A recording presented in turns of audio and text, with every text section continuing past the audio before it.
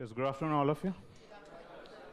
Myself, Suraj Suryavanshi, and I have been taking the ethics in Vision since last 3 years. So this is an open seminar with regard to paper 4, ethics, integrity, and aptitude. How many of you, by the way, wrote this year's mains? Wrote the mains? Okay, please raise the hand. Okay, nothing apologetic about it, I guess. How is it? How is the ethics paper per se? It was not good for me. You wrote last year also?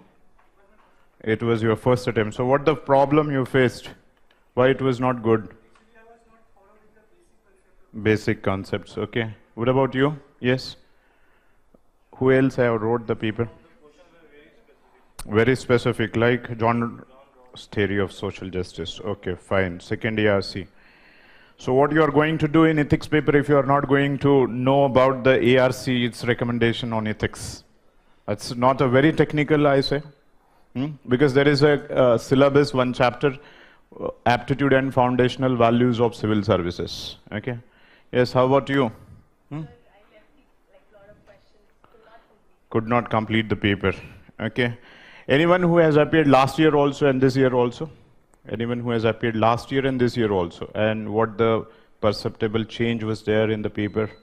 Have you gone through the last year's paper, ethics paper? Have you, all of you have gone through the last year's paper or you haven't seen it? You should. Okay, this like syllabus and the previous year's question paper are Bible and Gita. Okay, if I may call it. Okay, because unless and until you see the syllabus and previous year's question paper, okay, the analysis is not complete. What we are going to analyze here is in the absolute terms. But you have to always know the analysis on the relative terms also, what has been the change since last year. Okay, the pattern has changed or not, nature of questions has, whether it has gone more tougher or easier, it's become more objective, subjective, okay, so on and so forth. So that's what we are going to do with respect to discussion of the paper as well as the in general approach and how to prepare for the paper 4, okay. So now some of the general observation, like if you see this year's paper, yes, somebody has already said that it was more specific, okay, as compared to last year. Yes, it was very specific in terms of few of the questions, such as John Rawls' concept of social justice, or maybe for that matter, the 7 sins, social sins, as given by the Gandhi, okay. So these were some of the technical ARC recommendations, but I would say that as you prepare for this paper, this is a very fundamental, that is ABC of ethics. So in fact, your paper should start with the Nolan Committee's recommendation and ARC recommendation, because that's the foundation for the bureaucratic ethics. So cannot be considered as too technical, which is an offbeat question. It's a part of a syllabus only. Rest of the things like Kautilya's view have been also been asked, but the thing is the statement was very generic in nature, and we know that Kautilya has dealt with the corruption a lot in his Arthashastra. So again, that's not a very difficult question. If you see the other, yes, they were straight away picked up from the different topics in the syllabus. If you follow the questions, okay, from first to end, so you'll get that from each syllabus they have asked question. So even if you could able to relate, say for example, first was ethics and human interface, you have a straightforward question that ethics contribution to the social and human well-being. That is about the essence of ethics, why we follow the ethics. Second is with respect to this impartiality, non-partisan. Second chapter is with respect to attitude. So there are 2 questions on the attitude. One question was regarding undesirable attitude as a part of your civil services, and one case study related with that. Or for that matter, there was another question with regard to Swachh Bharat Abhiyan and attitudinal change. So second chapter, the point of the syllabus, and you get the direct question on it. The third is with respect to aptitude and foundational values. Aptitude and foundational values, I'm not talking about 1, 2, 3 question number here. I'm talking about the syllabus and topic. First syllabus is ethics and human interface. So what is the significance of ethics? That's the first question. Second syllabus is attitude and their attitude, change of attitude, social influence and persuasion. You have 2 questions straightforward. Third chapter was regarding aptitude and foundational values. You have this, what are the different Public Service Code by the second ARC. The fourth was regarding the emotional intelligence. We have a question with respect to, yes? Anger, okay, anger and how will you manage the anger. Then we have the topic on thinker where you can get the John Rawls or for that matter, the Gandhi, okay, and these are very, very mainstream thinkers, okay. In ethics, it's like, if you talk about social justice, in contemporary times, social justice theory starts with the John Rawls. So, although you must not have heard about it, but there was a hint also that concept of social justice. So you could have written it without any, and Gandhi obviously is a mainstream thinker, nothing much to be emphasized on Gandhi because UPSC question is incomplete without the Gandhi. Next is with regard to like, these were the first 5 core chapters. Okay, after that there was a probity in governance, so you have a direct question on corruption and the Kautilya's view about the corruption. And rest of the things, there are certain things with regard to law and ethics and etc. Rest of the things we are going to discuss. And the case studies. Now if you see the case studies, last year there were more tricky case studies, I would say, in a sense that it was very difficult to find out the substance within the case studies and write more. But this year, there were pretty common themes, like common themes with regard to personal interest versus larger organizational and public interest, what you are going to do, issues with regard to conflict management, issues with respect to different dilemmas, okay. So when we'll discuss, I'll discuss the pattern also, but I would say that case studies of this year were pretty mainstream case study. And something which, if you have attended the different classes we have already done, we could able to predict 2 case studies directly come from the Vision IS lectures that we have taken. And in fact, almost, like this is not boasting about the our own self, but almost all the theory questions have been discussed some other way in the class. You can find in the different videos also. Okay. So with this general introduction, let's start with question paper, and we'll start with the theory part first, and then we'll proceed to the case studies. At the outset, do you have any like question to ask in general, so that I can discuss that, and then we can proceed for the discussing the questions per se. Yes, any general questions if you have? No? Shall we proceed? Okay. Okay, let's start with the first, like, they explain how the ethics contribute for the social well-being.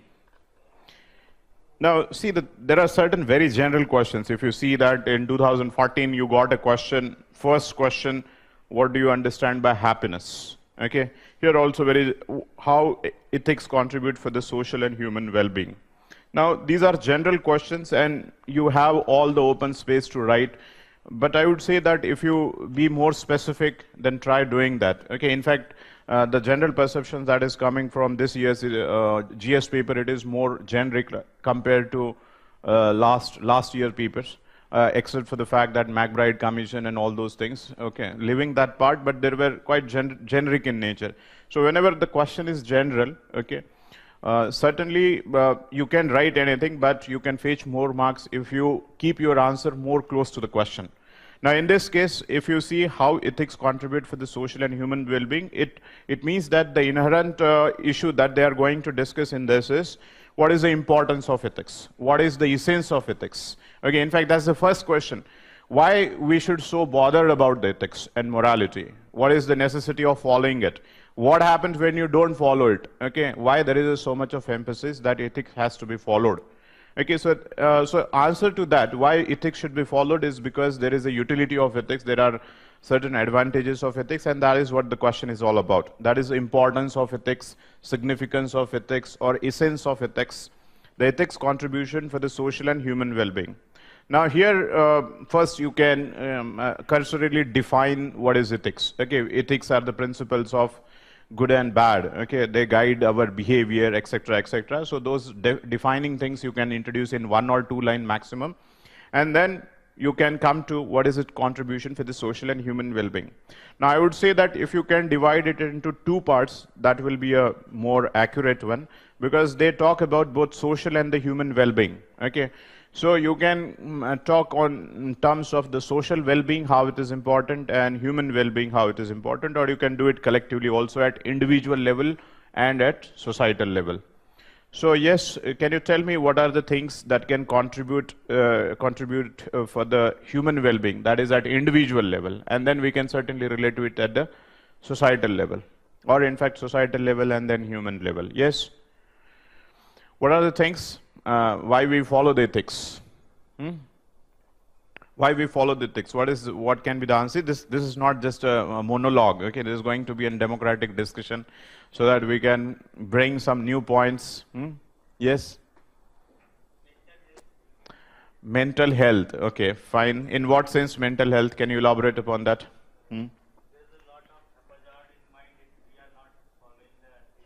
Okay. Lot of conflict, yes. There is always an ethical dilemma which one to follow, and in that dilemma, if you have certain value system, that value system will guide us in a particular direction. So we can be at peace with our own self. Okay, peace of mind. Peace of mind, because there will be not a chaotic situation in your mind. When the values are clear, you can move ahead with those values. Okay, that is a peace of mind at individual level. Yes, certainly. Peace of mind, but you need to elaborate a little bit on that. How the peace of mind is there at individual level, because it helps in resolving the different conflicts. Okay, if conflicts emerge or the dilemmas emerge, so out of those conflicts and dilemmas, a particular set of value will guide coming out of those conflicts and dilemmas. There is a word called as cognitive dissonance. What is cognitive dissonance? There is a mental depression, okay, or insecurity in the minds because emerging out of the conflicts. When there is a conflict of two different values, and we tend to follow one value or the other, there is going to be a sort of anxiety within us that I follow something and I believe in something else. So there is a dissonance. Dissonance is conflict. What you preach that you don't follow, or what you follow that is not in there, your own conscience dictate you to do.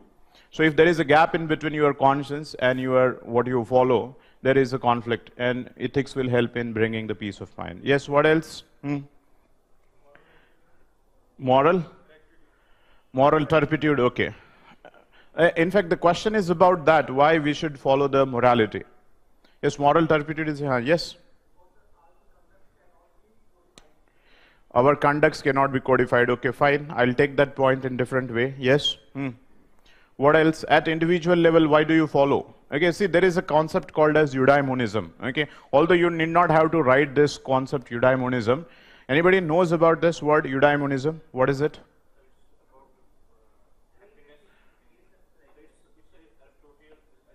Aristotle concept, eudaimonism. Yes, you? Yes, you are saying something? Somebody else were saying, what is eudaimonism? Okay, fine. So, in fact, there was a question, what contributes for happiness? Okay, when we do good things in life, it contributes our personal happiness also. It's not for the society's purpose per se. We feel content. We feel content at our own level that, okay, I have done something good in life, and since I have done something good in life, there is a sense of happiness. Okay, like say, for example, beggar is there, and if you help him out, you feel a sense of satisfaction. So, in fact, Aristotle has said that morality, okay, following the good values or good things in life is a source of happiness. Okay, and therefore it contributes peace of mind, it contributes for the happiness of our own self, making the life more disciplined, okay, facing different crises in a more constructive manner, etc., etc. So these are some of the points. You can elaborate a lot upon it. Okay, helping someone, facing the crisis that at individual level. In fact, here emotional intelligence and all those aspects also come in. So at individual level, it will be a more disciplined life. There will be a more peace of mind. There is a happiness. You able to face the crisis, etc., etc. So that is at an individual level. Now, primarily when we talk about ethics, it has a lot of significance when we think about the society, at the societal level. Yes, at society, what are the things? This helps in bringing the order in the society. It's bringing in order and equilibrium in the society. Now, the society is based upon certain ethical principles. So these ethical principles are the set of principles in order to maintain the equilibrium or order in the society. What else you can think about at the societal level? It promotes the, again, here peace of mind hai, there is a peace, harmony in the society. Peace and harmony in society. It helps in bringing the tolerant society. Tolerant society.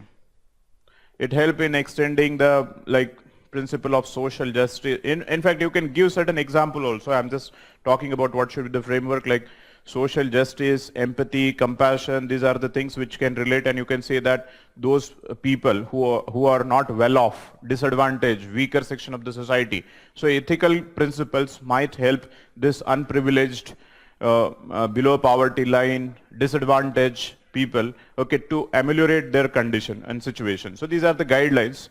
Apart from that, now when the question is about society, it means that society administration is also an external to you. So it's also a larger part of society, okay. The state as an institution is also one of the institution of society. Although state we say more in a political terms, but here liberally we can interpret that how it is again helpful from the society, that the different organization and different agents, formal organization in the society can behave in a more ethical manner. Now, so the point is at individual level and at societal level you should write about it. Now the most important aspect here is that whenever you are writing any answers in ethics papers, you have to give the examples also, okay. So please try and give the examples for each one of them. If there is a crisis, you can create a hypothetical situation and say that this was a crisis situation and ethics has helped me in managing. This is the anger has been controlled because of this, etc. Order in the society, you think of there are people who practice unethical things. So ethics help in judging those behavior, those people who are so-called deviants in the society. Ethics help in maintaining, or in fact, there are. See, the thing is, there is one question that what is the difference in between law and ethics? Although it is being said that ethics is more voluntary in nature, and there is no punitive action. That is what we are going to discuss in case of difference in between the law and ethics. But that's not purely correct statement that there is no punitive action. There is a punitive action, but in a different way. What is a different way? There is a conscience when it is at individual level, but when it comes to the society, you face the social boycott, okay, or rejection from the society. Say, for example, if you are not practicing something what the society believes in, then the society will start boycotting you. So there are social punishment, okay. So there are different sorts of punishments which are there, but they are more informal in nature, okay. Rather than being a formal nature which is by the law, it is more informal in nature. So this is, I think, a pretty straightforward question. I don't think so there is much difficulty in writing it. In case of society, you could have given many examples. See, in this question, there is no substance in a theory wise, but how you can make your answer more innovative manner is with the examples. Like say, for example, if somebody is writing, if there is a refugees and refugees are facing the problem and refugee crisis is going on, ethics will help in providing the humanitarian angle so that we can consider the refugees as first as a human beings on the humanitarian ground. So this is something that with examples you have made your answer more innovative and interesting. Likewise, other examples also can be given that how you can help the people in the society. So that's the thing with regard to, in case of tolerance also you can give so many examples. Sometimes in ethics it's also important, there is another way of writing it. Rather than writing in a pro manner, in a sense that positive connotation, you can write in a negative. Like if ethics is not there, then it will lead into conflicts on the basis of caste, communal violence, intolerance, moral policing, etc., etc. So the tolerance will help in having a social cohesion. It enforces the social capital, it develops the cultural and religious tolerance, and therefore it contributes for the peace and harmony. So give some negative aspect, absence of it, what it is going to happen, and that is why we need to follow the ethical principles. And then you say that these ethical principles become primarily the principles for any administration and the state. Okay, that constitution and the law is reflection of ethical principles. So conclude in saying so that because we don't want to go into the domain of state as of now, but you can conclude that state constitution and these formal institutions are based upon the ethical principles which help in the larger welfare of the people. Okay, is it fine? So that's the first question. Pretty straightforward, I would say. Second, why should the impartiality and non-partisan be considered as a foundational values in public services, especially in the present day socio-political context? Illustrate your answers with examples. Why should the impartiality and non-partisan should be considered as foundational values of public services?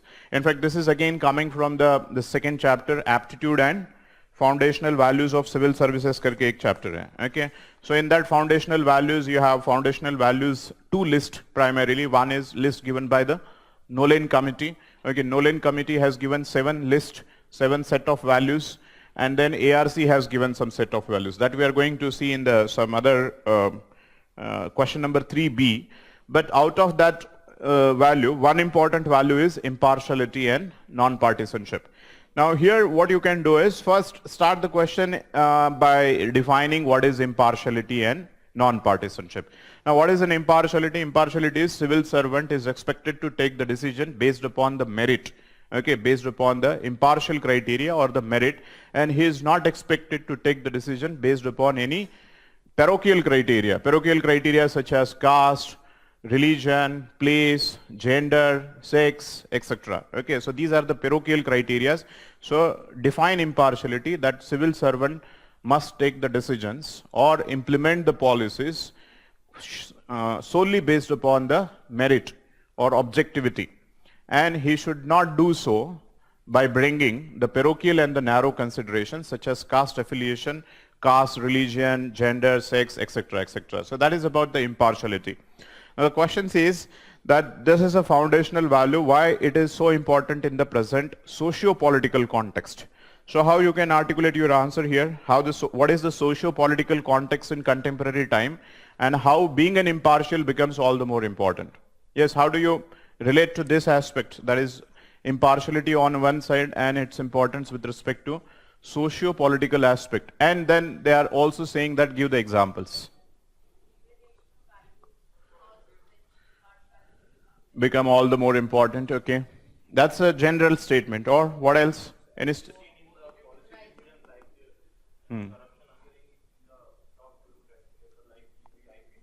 Yes, yes.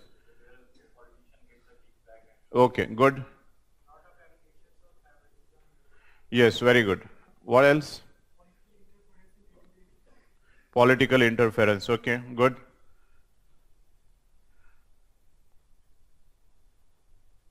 What else? Yes, what else?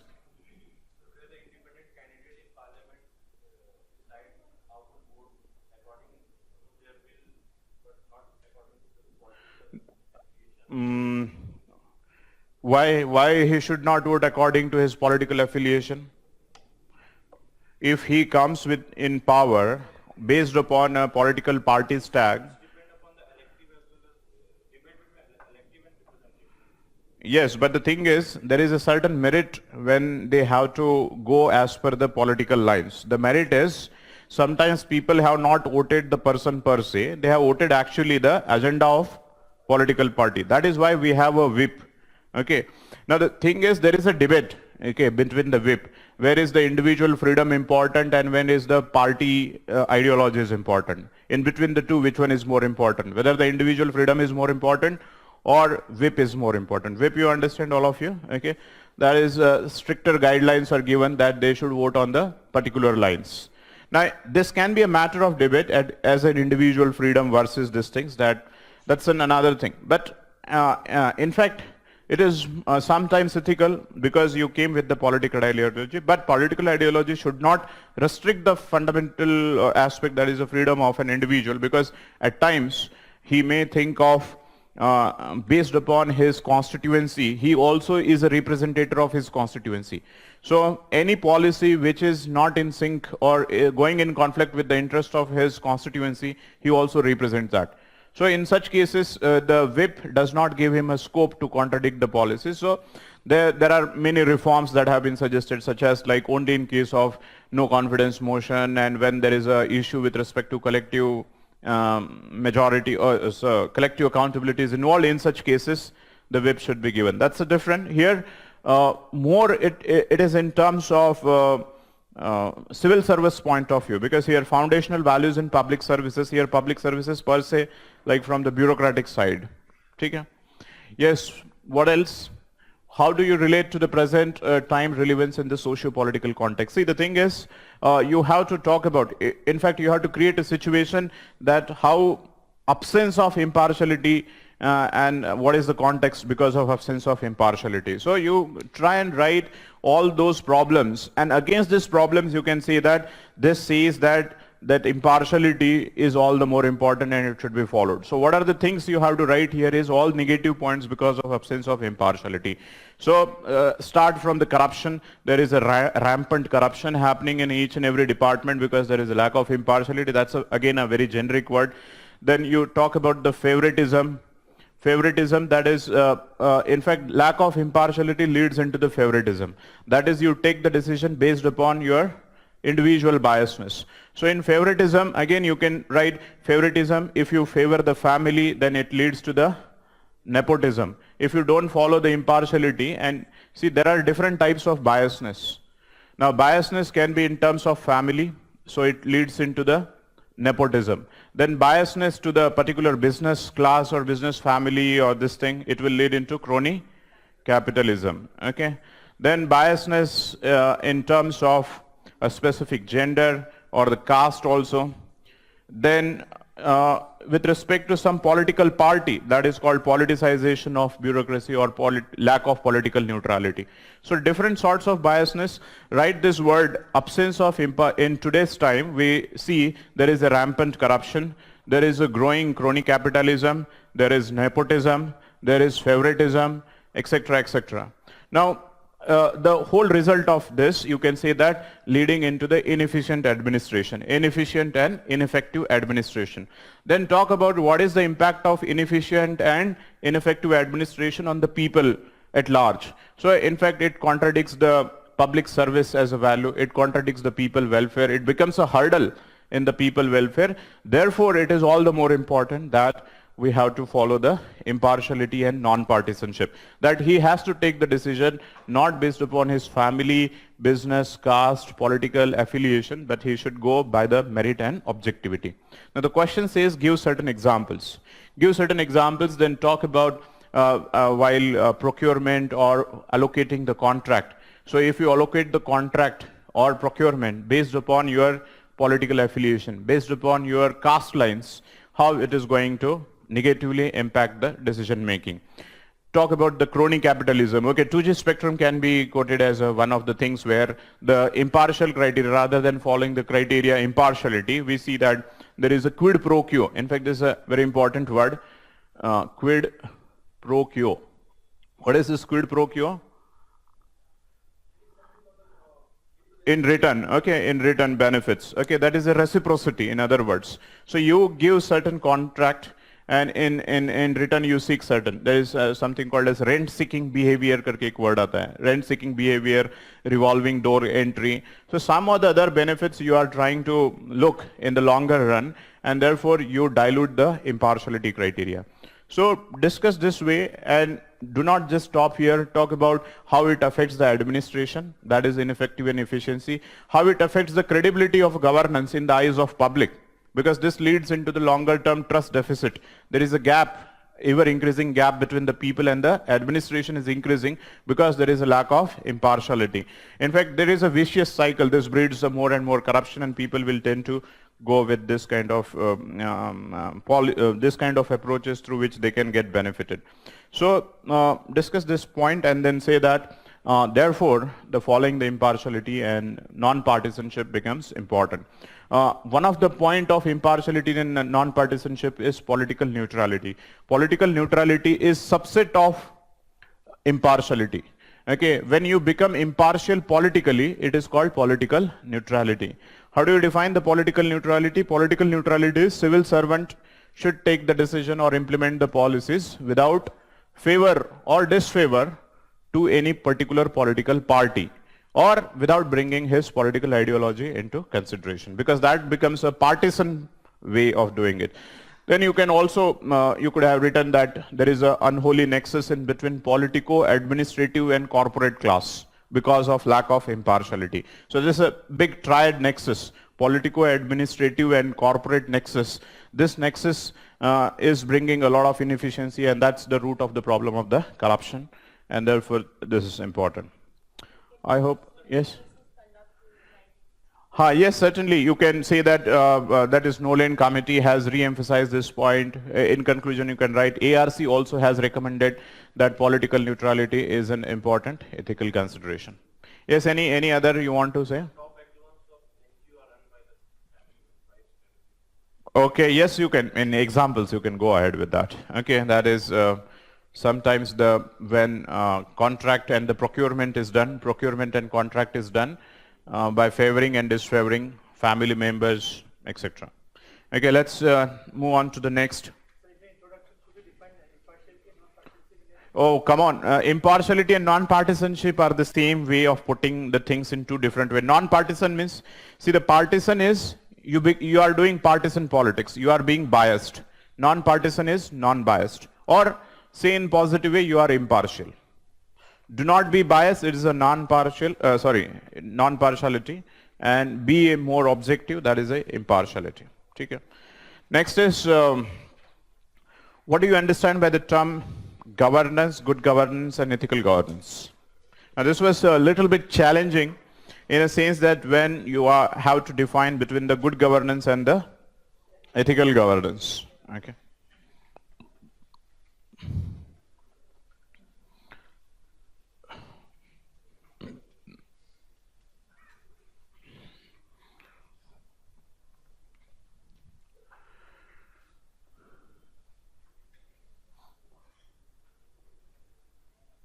Governance, good governance,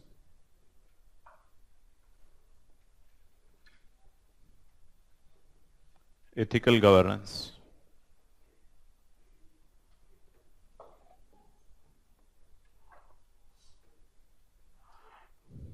Yes, how do you define the governance? So when we talk about the government is an institutional and governance is more of a process. Okay. So simple way of defining it is, see, what we do as a part of a governance, we make the policies and we implement the policies. So keep it as simple as possible that governance is about different processes and mechanisms which involves in policy formulation and policy implementation. That is the task of governing. Task of governing is about the processes and mechanisms which involves in the policy making and the policy implementation. That is about the governance. For that matter, then it can be any organization, not per se it's a state organization, it can be a corporate, they also form the policies and they run the policies, whatever the policies, maybe profit oriented and etc. So governance, there are processes, it involves the processes and mechanisms for the policy formulation and policy implementation. Then there are many things can be written there itself, but since we have been asked separately what is good governance and what is ethical governance, so do not spill all your beans in governance itself so that nothing is left for you in writing the good governance. Then again repetition of same points. Okay, like transparency, accountability, वहाँ पे लिखे फिर transparency, फिर transparency, फिर transparency. So it's sort of a monotonous. Now the good governance. Yes, now this was a little bit challenging in a sense that if you see the, are these two terms contradictory? They do terms contradictory? No, absolutely not. In fact, what is ethical is good and what is good is ethical. So it is more of a subjective interpretation, how narrowly and liberally you interpret the things. If you narrowly interpret the thing, see the thing is, these two are superimposition on one each other. Okay, if in an ideal sense, if you interpret liberally, everything that is ethical can be a good, everything which is good is a ethical. So ideally speaking, this is it. But since they have asked good governance and ethical governance, it means that somewhere they are thinking that there is some sort of subtle differences in present context when we use the term in a more specific manner rather than in a more liberal and generic manner. Okay, when we use liberal and generic manner, they are one and the same. But when you use in a more specific manner, then there are many more things that we can discuss. Yes, what is your idea? What do you think that there must be a difference? Or whatever, be liberal in answering this, that whatever the idea is, that what can be the good and what can be the ethical, how they can be different, apart from the similarity between the two. Okay, fine. And then what is ethical?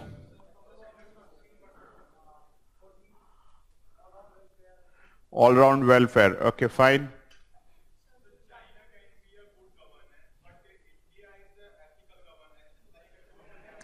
Okay, fine. I'll take that argument only when you will tell us what is a good and what is ethical. Because that is what China and what the India is. Why you have tagged China as a good and why India as ethical? Just because the word sounds more ethical and better, you tagged India, or is there any reason for it?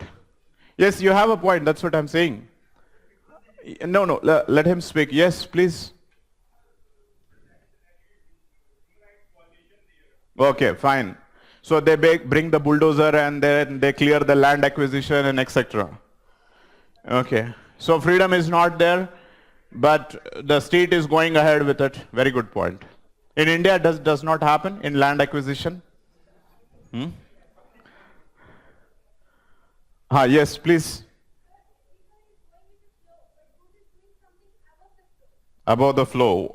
So please be more specific. What is with the flow and above the flow? Yes, let her speak.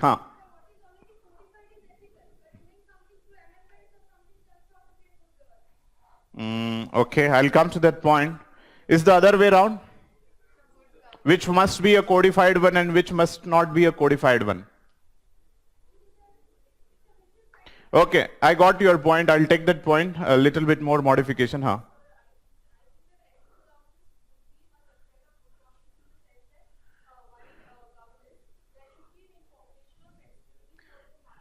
Okay, very good point. And what else is there in good governance apart from the sensitivity for the weaker section and marginalized section? Equitative governance is then equitative means what? Equity, when you bring the equity, it means that you are bringing the sensitivity, social justice, empathy, compassion. And ethical? So what is that moral attitude? That's what I'm asking. You have simply used the synonymous word. Ethical governance is a moral governance. How moral? What makes it moral? Okay, good. Very good point. Yes, last one or two answers only. Yes, please.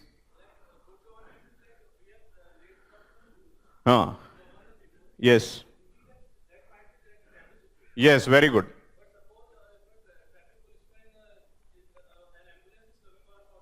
Okay, so he is crossing the line, so red light. Okay, fine. Very good. You have a good line of argument. Yes, last.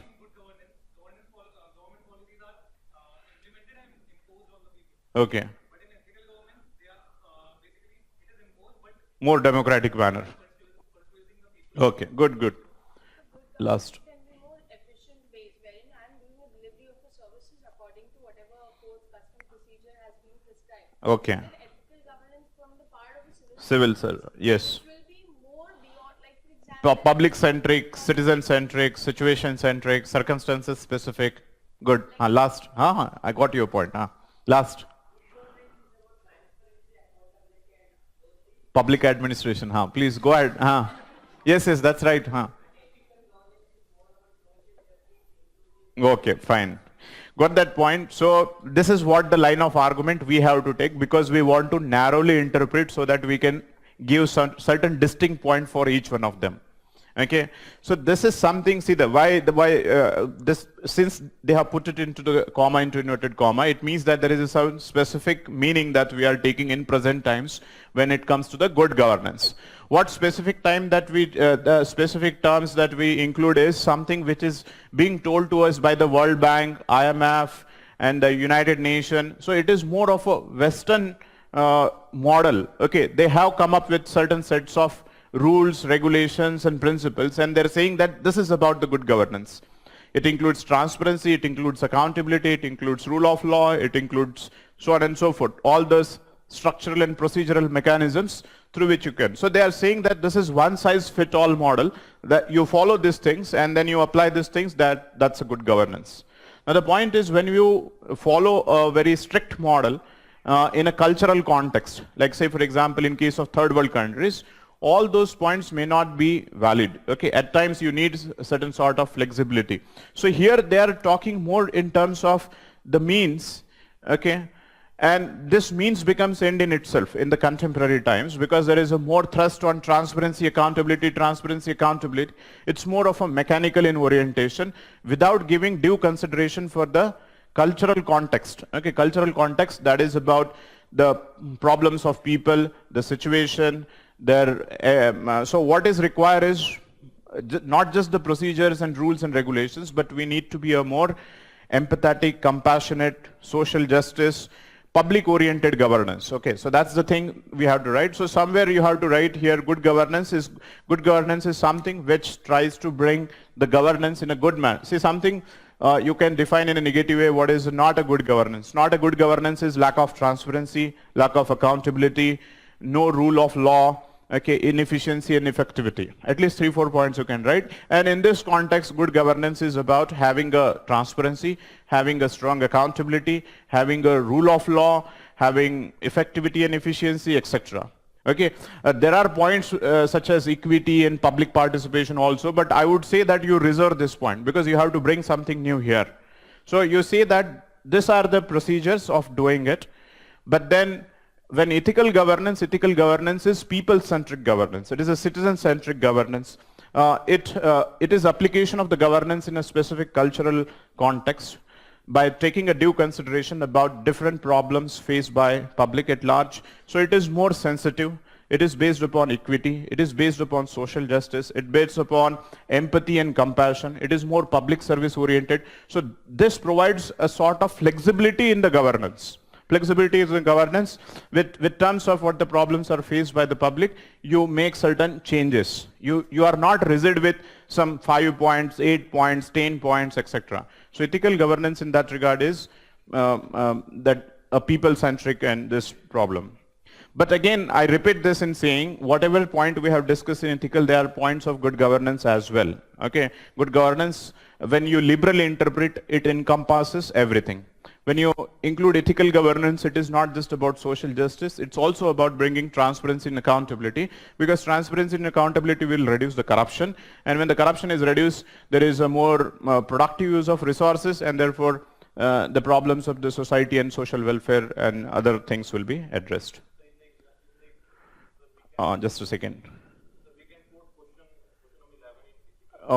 Question number 11 kya tha?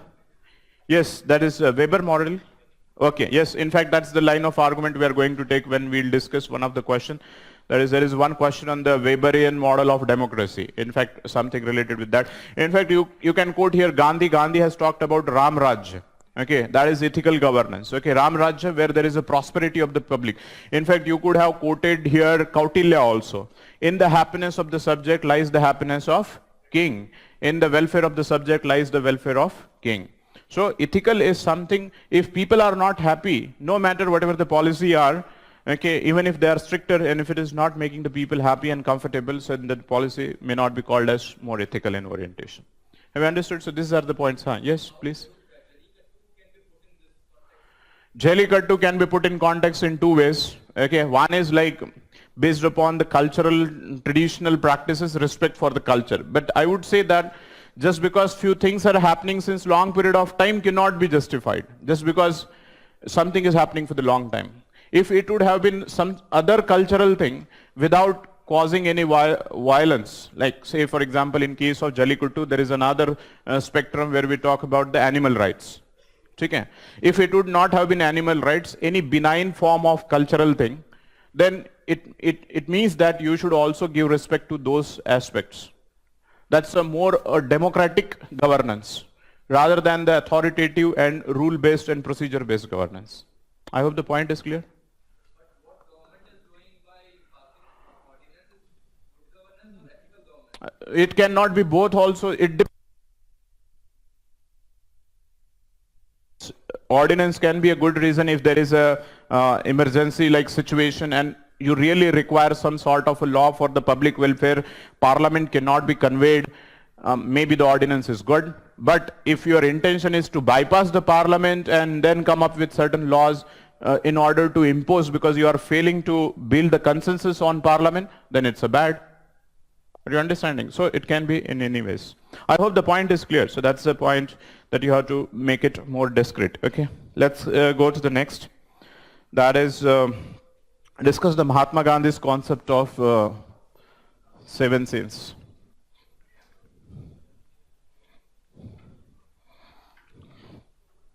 In fact, we at Vision, we have done this, all the 2 things in the class, Mahatma Gandhi as well as John Rawls. If somebody from class can tell what are these 7 sins? Okay.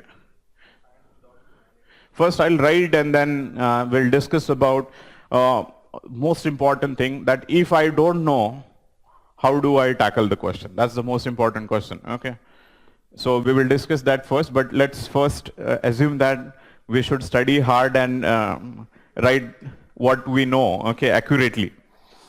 That is 7 sins. Yes, I'll just write politics without principles is a sin. Okay, let me write, then I'll write all this thing. Politics without this knowledge, without character. Then wealth without work. Wealth without work. Then commerce without morality. Then yes, that is a pleasure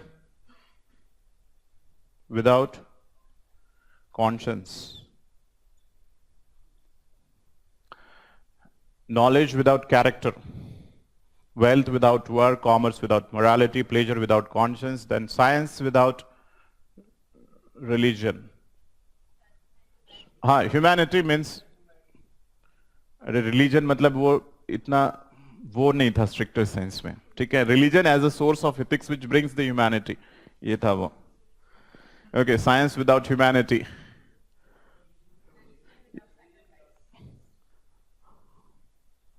Religion नहीं है ये.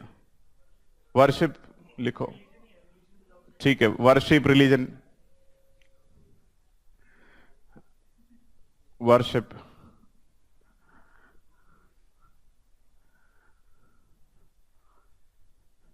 इतना strict तभी होता है जब exam खत्म हो जाता है, ठीक है? Otherwise, okay, you have to manage. See, the thing is, now these are the 7 sins. In fact, one thing which is very direct, it can be 7, it can be 100, it can be 1 also. Any X without Y, and this Y is ethics. That is he called as a 7 sins. Okay.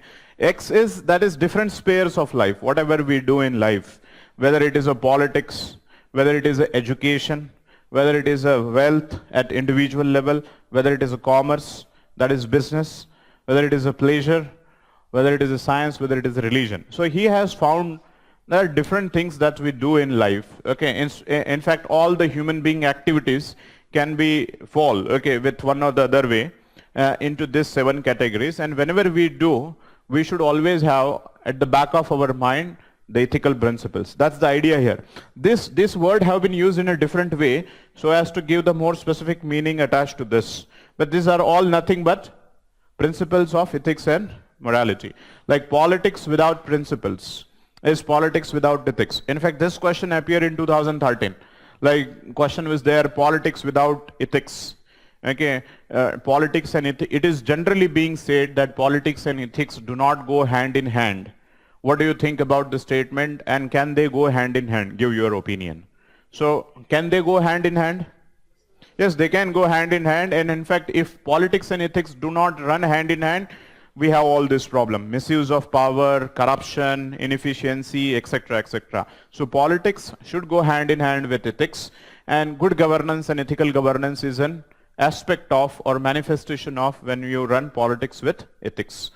Knowledge without character, again, there was a essay last year, okay, that knowledge, and in fact, essay was there with respect to education without moral values, or moral education के ऊपर जो essay था. So knowledge without character means knowledge without moral and ethical principles. So in fact, there was an essay also, and there was again in 2015 there was a question that principles or the ethics without knowledge is a weak and timid, and knowledge without ethics is a dangerous and dreadful. Okay, so knowledge without ethics is dangerous and dreadful means if you have a knowledge, then you may use knowledge for the parochial purpose or a narrow purpose. You may misuse your knowledge, so that causes destruction. Likewise, wealth without work, it means that if you are earning the wealth with a illegitimate manner, okay, so that's also not correct. Commerce without morality, like profiteering. There's a difference between profit and profiteering. What is profiteering? As anybody knows, what is profiteering? Nobody knows.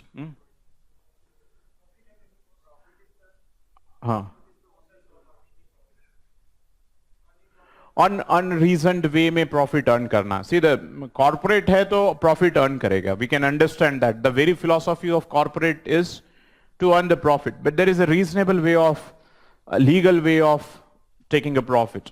Okay, something what the Karl Marx surplus value will be of more, and if you are earning more, like say for example, you are selling something and the cost is 10 rupees, and the same thing because of crisis you are selling it at 100 rupees. So that is certainly a profiteering, that there is no justification for the cost. So that is something profiteering, that is commerce without morality, or commerce, they say food adulteration. Food adulteration, and you are selling the food products. So that is commerce without morality. Please give an example. So why I'm telling example is you have to write the examples, like wealth without work. You do not work. Yes, please. Yes, certainly very good example, I would say. The dark hour of the history, what the Dr. Tharoor says these days. Okay, so commerce without morality. Very good. Okay. Uttarakhand disaster, where you want to put it? That's a too far-stretch analogy in a sense that development and capitalist way of development, and because of there is environmental disbalance and then flood. Okay, that way you are saying. Okay, fine. Certainly. Pleasure without conscience. Okay, that doing certain activities which is at individual level, maybe it is more of a hedonism. Okay, hedonism, utilitarianism, you understand? That is more consumeristic, materialism, hedonism, utilitarianism. It is more of materialistic pleasure without conscience. Okay. Adultery, pleasure without conscience can be. Okay.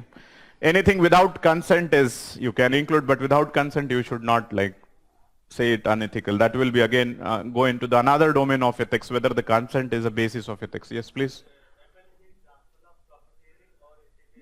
Oh, what do you want me to say? That you want to make me marks out of me? Like he is asking. That's a very relevant question, by the way. Okay, I'll take this opportunity in talking something more. He is saying that apple is profiteering or not. Not an apple that we eat. Okay, I hope everybody now got it. The Apple mobile phone or the company profiteering. What do you think about this? They are providing the value addition. So, but in profiteering, we have said that whether the cost is in proportion with the quality that they are providing, that becomes the profiteering. Which complex? Inferiority complex. That's the problem of the people who use them.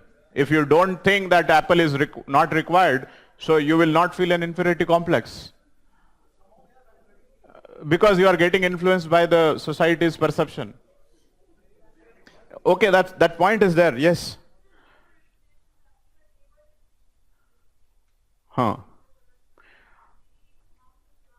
Amount of the input investment they make. So you say that it is profiteering. No, your explanation says so. You are saying that labor is very cheap and the sell cost is very high. If you feel, then why you should feel sorry about it? Say it that it is profiteering. Reliance is there or not? अब जाने तो बोल दो, अब घर का ही बोल दो. कहाँ एप्पल मतलब वहां तक चले जाते. KG Basin, etc. See, the thing is, anything. See, there is a freedom for them to put any kind of cost. Okay, it is more of a subjective analysis. Profiteering में ये होता है कि illegitimate way करना. जैसे KG Basin का example दिया है, उसमें आपने fraud. There is a certain fraud, element of fraud, that you are saying that we will drill the oil, but you are consciously not drilling the oil, okay, in order to increase the profit. So that may be the component. In case of Apple, if you are putting it, it's up to you whether to purchase it or not purchase it. Okay, so that's maybe but it's more about the subjectivity. Scam. Yes, scam. All scams can be without ethics. Okay, all scam. That goes without saying. Okay, there is a different debate. Like there was like people say that this Apple founder, Steve Jobs, was a great person. Okay, I came across. Okay, it's a long time. I think 3 years back, I came across one article. Okay, which I'm sharing with you, that he was a good businessman. He was a good entrepreneur, but he was not a great person of generation. That was the article headline. Okay, do not consider that I am criticizing, etc. I'm just giving the viewpoint. The article says that when the penicillin was invented for the first time, okay, penicillin, I hope everybody understands, that's the antibiotic when invented. So when the penicillin was invented, the person who has invented? Alexander Fleming. Okay, he has not gone for the patenting it. He has put it into the domain of public so that it can be freely available for the larger human people, okay, particularly those who are suffering and downtrodden and etc. without any cost. Now, the article says that definition of greatness extend beyond your sphere in order to go beyond your sphere and which touch the larger mass of society. Now, you can consider that Apple, how much mass they can touch. Okay, it serves barely a 1% or 5%. And here they say that if the penicillin IPR would have been put up, he would have been a great entrepreneur and businessman and so on and so forth. So when we talk about the greatness, it comes with some sacrifice, not at individual level sacrifice, but something which you are doing for the society. We say that, like, this become a very general thing. Sachin Tendulkar is a great person. Now he is a great cricketer. Okay. Again, I am not criticizing, please. I am also a fan of Tendulkar, but I am saying about the terms. Okay. When we say about the greatness has to come from how they have contributed for uplifting the larger society per se, and not just the individual excellence. He is individually excelling in his field, and maybe he is one of the best cricketers that the planet has ever produced. You can say that, but when you use the word great, again, it is again very subjective. Let me come to the next, that is worship without sacrifice. Now, people might say that killing of animals, that's not the sacrifice they are talking about. It is more of a devotion that they are talking about. Okay, it's not a sacrifice. Science without humanity or science without religion also been term in use. Like science give you a technology, but in which directions you are going to use the technology, that's a part of ethics. Like say for example, Manhattan or nuclear technology. You may use nuclear technology for producing nuclear bombs, weapons of mass destruction, or you may use for the peaceful use of nuclear energy. So technology gives you a scope, the ethics give you the direction. Okay, and without the ethics, there may be a misuse of science, okay, in a wrong direction. Or a gun is there, you can use the gun against the innocent people, or gun can be used for the self-defense. So it's the principles or ethics which is going to drive you. So that's the aspect, broader aspect here. In fact, one example here could have been given with respect to ultrasonography. Ultrasonography is a technology which can help in detecting the genital abnormalities, but you may detect the sex determination and the feticide, female feticide can happen. So that's science without this thing. So the question about 7 Cs does not mean that you just put it 1, 2, 3, 4 style thing and then okay, paper matlab phad phod ke aaya, etc., etc. That's not the thing. Here, absolutely the UPSC was not at all expecting 7 things point to point you should have been written. Okay, it is more about, even if you written 3, 4 things, or you know the theme, there is something without ethics, and elaborately discussing and analyzing in the present context, you will fetch more marks. Okay, so something, even if you don't know, do not worry about it, because we know that what the Gandhi has to say is something about the ethics only. Okay, and the clear cut something says somebody has wrote, like when the paper was over, I was having a conversation with him. I don't know how the UPSC is going to grant the marks. He has wrote about 3 bandar of Mahatma Gandhi. Okay, that bura mat suno, bura mat dekho. Bura sunna is a sin, and bura bolo and bura this thing. Okay, but yeah, in some sort that's also the thing, something related with ethics, but this is more a specific way. Okay, also relate politics somewhere with the civil service administration. You can write in conclusion that as a civil servant he should be more rational, more ethical for the larger progress of society. So Gandhi's 7 sins can be a guidelines for him to emerge as a good and ethical civil servant that way. Yes. Yes, if you know the theme, that is what I have said, X without ethics. Minimum, at least you should know this. What I was saying that you are not able to recollect the 7 things. But if the line of argument is completely wrong, you are writing something else, then it's very difficult. Okay, so that's the thing. 7 is not important. Number is not important. It's more about the analysis and the theme. In fact, there is single theme which is running, that something without ethics, how we can go about it.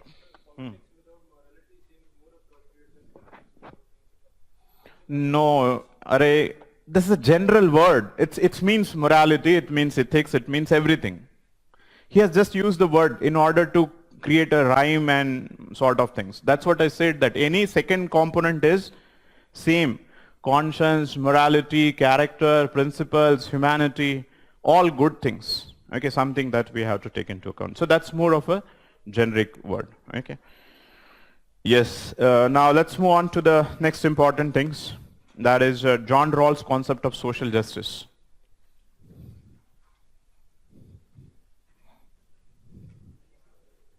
Yes. Is there any? Huh? We have left with any question? Is it fine? Okay.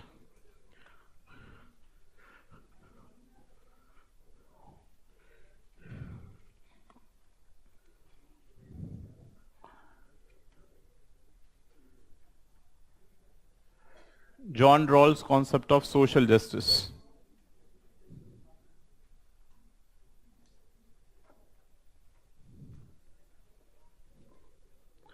Now in this case, let's do a reverse way, because you are more curious about what if we don't know. Okay, so let's go that way first. What if we don't know? And then we'll come to what the John Rawls has to say, and whether we can reach to the what John Rawls has to say.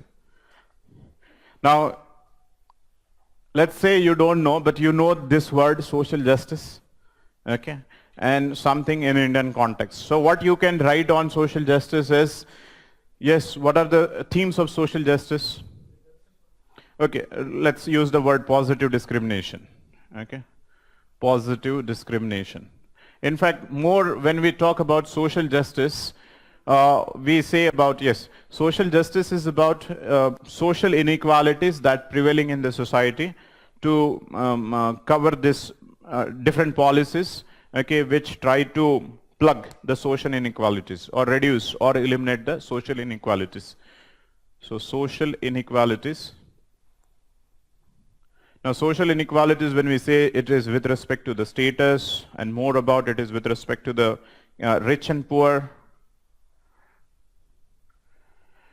Now to reduce this poor, to bring them at par with the rich, or to bring the equality, okay, we talk about the positive discrimination.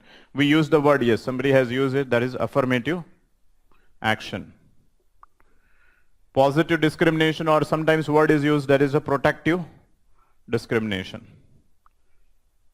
Protective discrimination. Or any policies which, in fact, socio-economic justice. Okay, all the parts of socio-economic justice. Yes, what you are saying? Redistribution. Okay, that is a redistribution principle. Okay, let me write redistribution or distributive justice, जिसको बोला जाता है. Redistribution or distributive justice. What is distributive justice? That you apply certain principle wherein resources can be distributed, so that the gap in between rich and poor can be reduced. That is a Distributive justice. Redistributive is you apply the tax to the rich and then redistribute it. Here it is subsidy maybe, and here it is a progressive taxation. So progressive taxation, and here there is a subsidy, so there is a redistribution, and this is how you can bring the social justice. And then if you can put the John Rawls, okay, almost 70% of the answer is right. Okay. Now just we have to add some flavor to it. Okay. So this much if you are writing, then also you are, so that is what you can do. That some of the policies, this is based upon the, please put, John Rawls has never said it because John Rawls is a Western scholar, you can just have to put that these are the themes which are emerging out of the idea of the John Rawls. Okay. John Rawls has talked about social justice, and on the basis of his ideas, this becomes all the more relevant in Indian context. India is going for the subsidy, entitlement-based approach, empowerment approach. So there are different approaches there also. Bottom-up approach. Do you know this word? Bottom-up approach. Then we have entitlement-based. Okay, there's something that we talk about. Yes, what are the entitlement-based schemes that the government of India?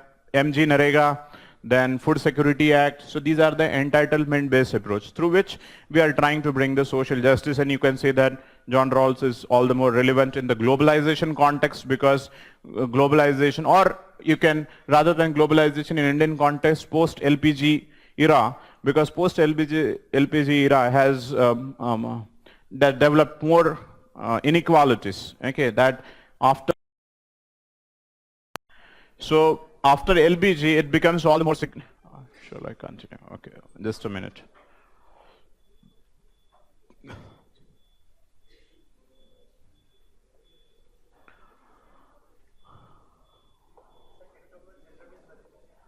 Gender-based budgeting, because in that you are bringing a gender component also. Okay? Yes, so we were talking about this John Rawls and their theories. So in this context, that liberalization, privatization, globalization has accentuated the gap. You can relate with the Gini coefficient. Gini coefficient is, that is inequality coefficient. You can say that some of the reports are coming where the 70% or 90% of the assets are in the hands of 10% of people, and yes, many reports are there. Okay, so there is a glaring inequality in the society, and therefore positive discrimination is important. Okay, I feel that you should get 45% of mark. Okay, not less than that if you put this much. Now let's put John Rawls and what is his idea. See, the John Rawls is a starting point of contemporary time when we talk about the social justice. Okay, just let me give you in a very 2 minutes brief context. There exists a capitalism, okay, where because the person like Adam Smith and etc., they have talked about non-intervention of the state. Okay, that state should not intervene into the economic activities. Okay, that is what we call laissez-faire state or the police state, something that Adam Smith has talked about. Since the state, now there is something called socialism. Socialism, on the other hand, says that there should not be property, okay, and there should be a community ownership of property, etc., and there should be equality. So these are the two spectrums of the coin, okay, two extreme spectrums of the coin. One is the socialism, another is capitalism in economic sphere. Here there is a redistribution of income, more egalitarian society, equality, etc. This is rich and poor, etc., etc., okay. Now in this context, John Rawls is trying to bring some middle point between the two. That's why he becomes a more, all the more relevant. And we'll see that how his idea is more relevant in the contemporary time as well. Now he was actually, to start with, a liberal scholar. Okay, he was not a socialist scholar, he was a liberal. Capitalism is a economic side of the liberalism. Okay, so he was a liberal scholar, but it is being called a social liberal scholar. Now what was his idea? He has gone for a very different altogether a procedure. Without calling himself as I am a liberal scholar or social liberal, etc., etc., he has adopted a very different approach, and that approach is called, that is a well of ignorance. Okay, so well of ignorance. Now what is this in well of ignorance? That if the individual, any person, without any kind of ideology and having no understanding of his own that whether he is a rich or whether he is a poor. Okay. Now, what are the criteria that he can think about justice? Okay. What are the criteria he can think about justice when he is in a position of will of ignorance? This is he called as a original position. His original position is he is in the well of ignorance. And what is this ignorance about? Ignorance is about he does not know that whether what is his position in the society, whether it is a rich or poor. Now think of if he knew his position, then the justice will not be, you can say that objective one, impartial one. He will create a society or a system where if he is a rich, which will benefit the rich, maybe he will create something like this. Adam Smith has said invisible hand or something with respect to trickle down, etc. If he is a poor, he will more talk about this socialism, communism, and equality. So this position is he does not know, okay, who he is in the system, and in this position he is trying to talk about the principles of justice. Now he has come up with the 3 principles that any rational, normal human mind can think about. First, he has said that everybody loves the liberty and the freedom. So he has given that liberty as a first consideration, that is liberty for all or liberty of all, or the freedom of all. This was his first principle of justice. This is also important for all. It means that he is not saying that it is a privilege of a few.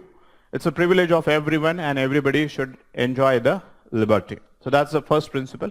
Now second and third principles, in fact this establish the, I'm writing, although he is not writing this, that is this establishes the political and civic freedom. Civic rights and political rights and civic rights, freedom of speech and expression, freedom of association, freedom of all those sort of things, political and civic things.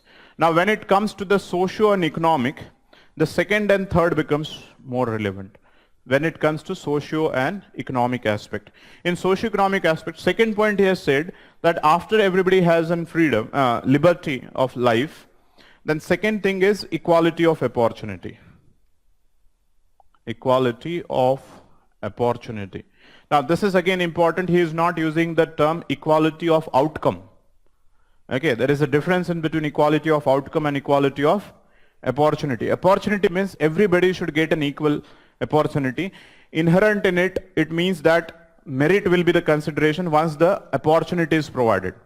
Like there should be an accessibility for all, and after an accessibility, then it should be a merit. Inherent in it. Okay, he is not using the word merit, he is simply saying equality of opportunity.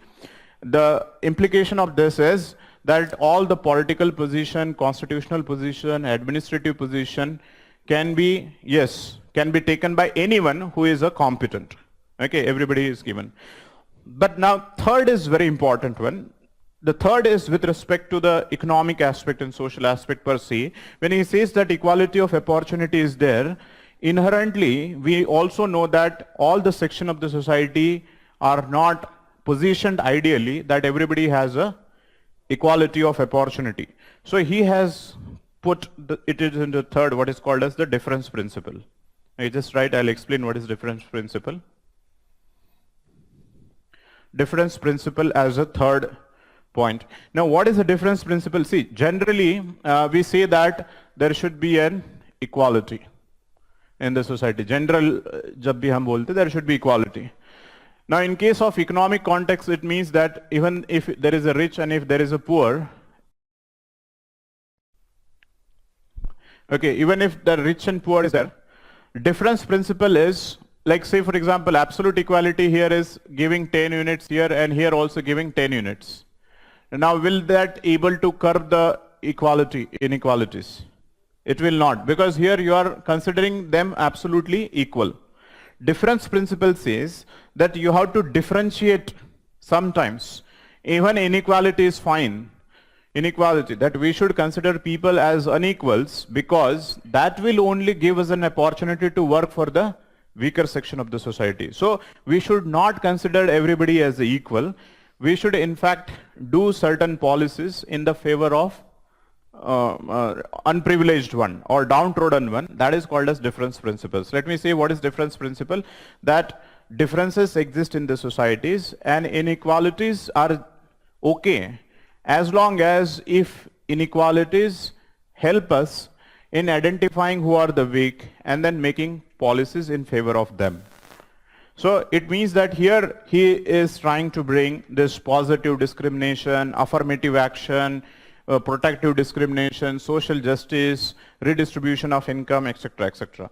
Because here he is trying to bring that some people maybe historically, okay, they do not enjoy the equality of opportunity for their historic reasons because of caste reason. Now, having written this point, you should say that, now come back to the question and say, question says that what is the relevance of social justice in the Indian context.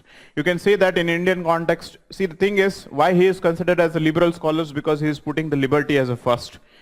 Equality of opportunity is also a liberal way, but then he is becoming a socialist here. Socialist here because he is saying that state cannot completely ignorant. It cannot be a laissez-faire, what he has been talked by Adam Smith. So state should positively interfere so as to help the people who are at the bottom of the pyramid. Okay, those who are at the bottom of the pyramid, state should make a positive interference, and this positive intervention is called social justice. Now you bring this social justice context in Indian context, you can say that India is a heterogeneous society and India is divided on the basis of caste and etc. and there are other inequalities, redistribution of income and etc. So rich and poor division, and the caste discrimination, and there are a variety of discrimination that exist. In this context, the genre social justice becomes all the more relevant and it becomes more principle with respect to providing the positive discrimination, etc. And then you relate the historic discrimination mandate to the caste on the basis of which we provide the reservation. Then you can say that rich and poor gap is there. So in this context, we try to go for the progressive taxation and subsidy. Then third, you can bring that Amartya Sen here, because Amartya Sen is also social liberal. In fact, Amartya Sen theory is basically analysis of John Rawls theory and then improvement over it. That Amartya Sen says that we should go for the empowerment approach rather than just focusing upon the subsidies. Okay, not just the resource distribution, because there was an essay in last year, I think, there was like doling out is not helpful. Okay, empowerment is required. Okay, that is helping hand is more important than the doling out. Doling out is making them dependent. So you can write upon the social justice, and this is how you can say that John Rawls is all the more important. You can also bring somewhere Ambedkar also, that John Rawls and Ambedkar who are talking about the social justice in Indian context, in the same parlance, Dr. Ambedkar has talked about the social justice and its significance. Okay, so that is how you have to write. Yes, please.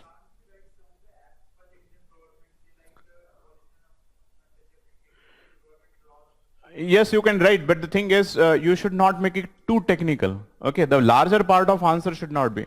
When you are writing the example, what the government has done for the weaker section, just write, for example, some protective laws, for example, some subsidies, for example, some of the schemes for the weaker and welfare section. Okay, that is how you have to write. Okay, is that fine? So even if you don't know social justice, you are almost reaching to the same point without just giving an due consideration for this methodology. Okay. Is that fine? Okay, so we can move. Yes, somebody has a doubt here? No. Okay, let's move on to the next question. That is, discuss the public service code as recommended by the second ARC.